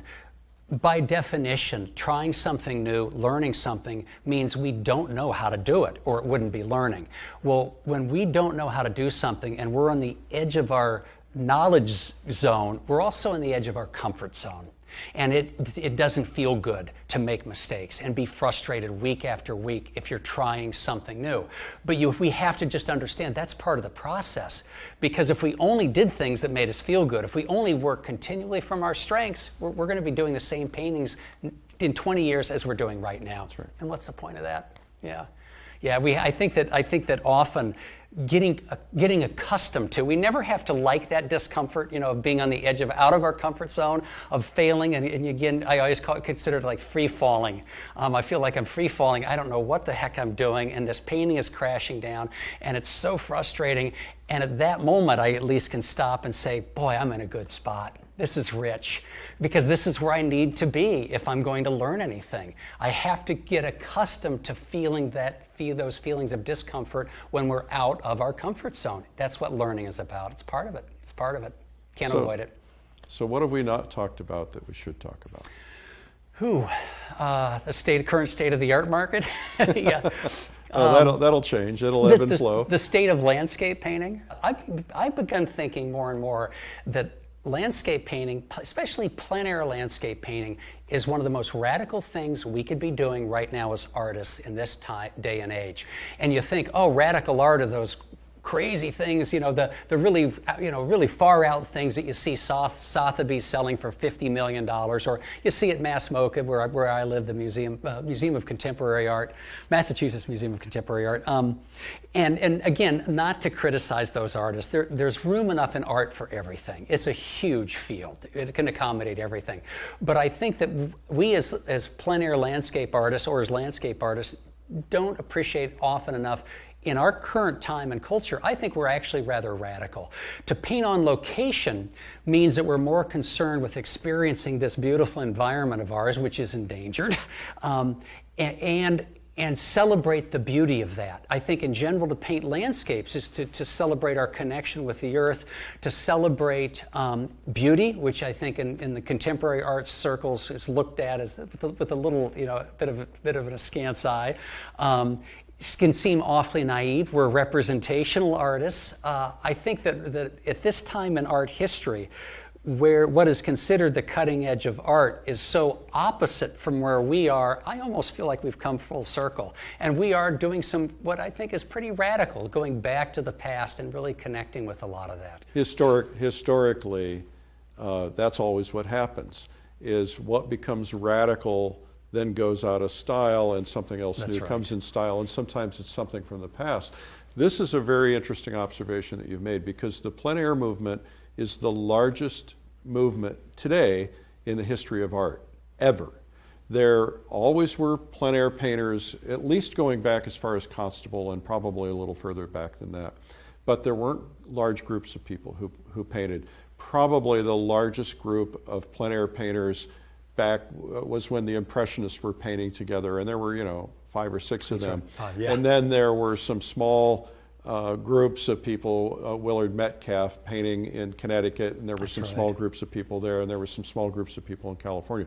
But today, there are more people painting in plein air than together. I mean, if you think about the plein air convention, the most recent one, which had 1,000 painters in one location painting in San Diego, it was a phenomenon. Yeah, that's unique in the history of art. It really is. Yeah. And you look at the number of people who are plein air painters. Some are professionals, some are midway there, some are amateurs. None of that matters.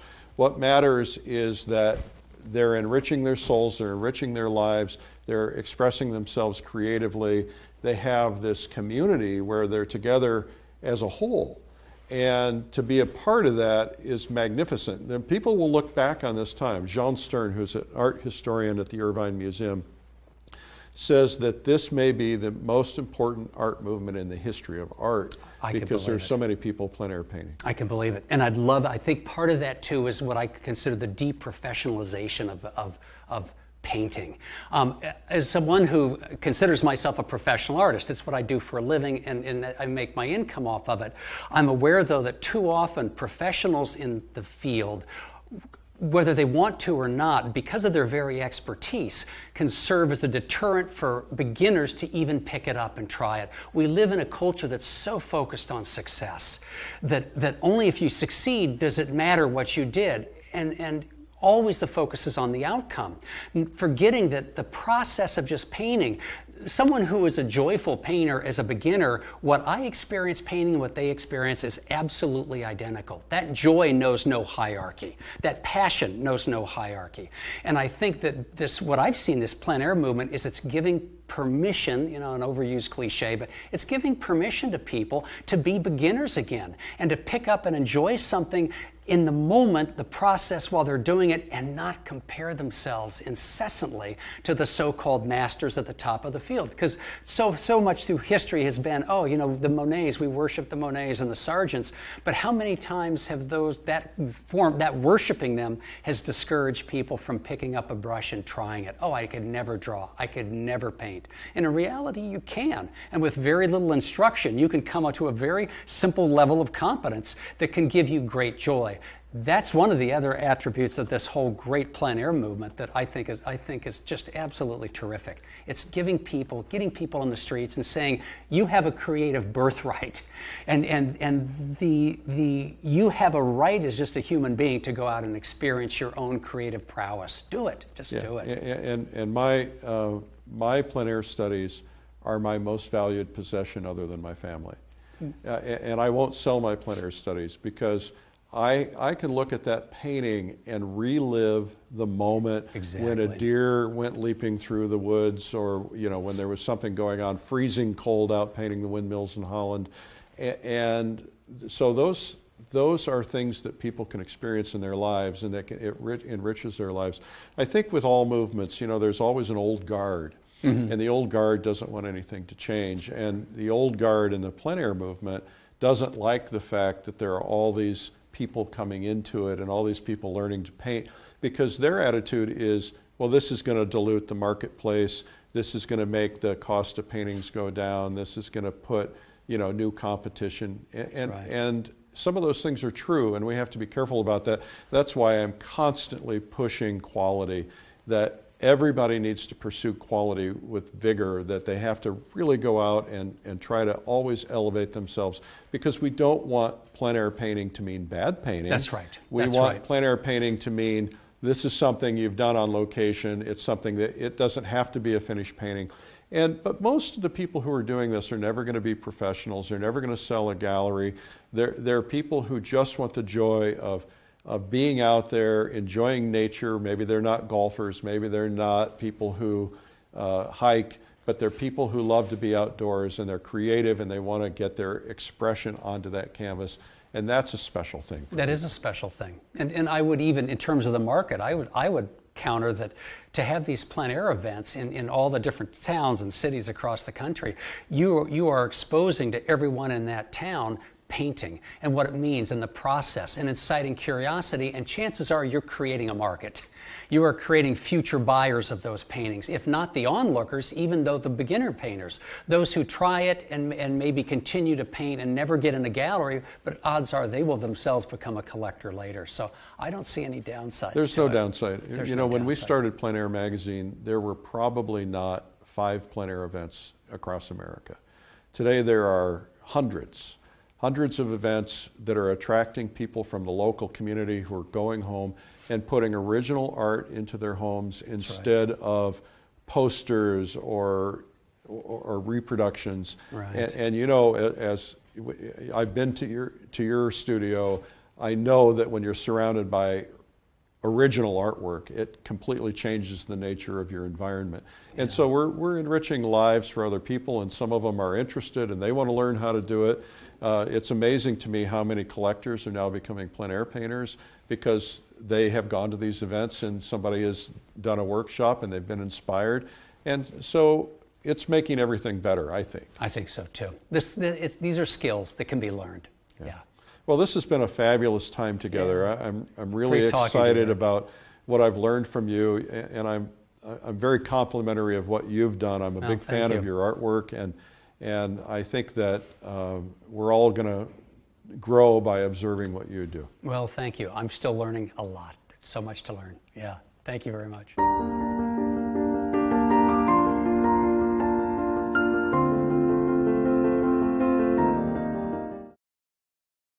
John is such a nice man and one of the greatest painters, and as you can see, very highly intelligent as well. I've learned so much from him, and you will too. Creating dynamic landscapes, you can learn more at lilyartvideo.com. I'm Eric Rhodes. Keep on painting.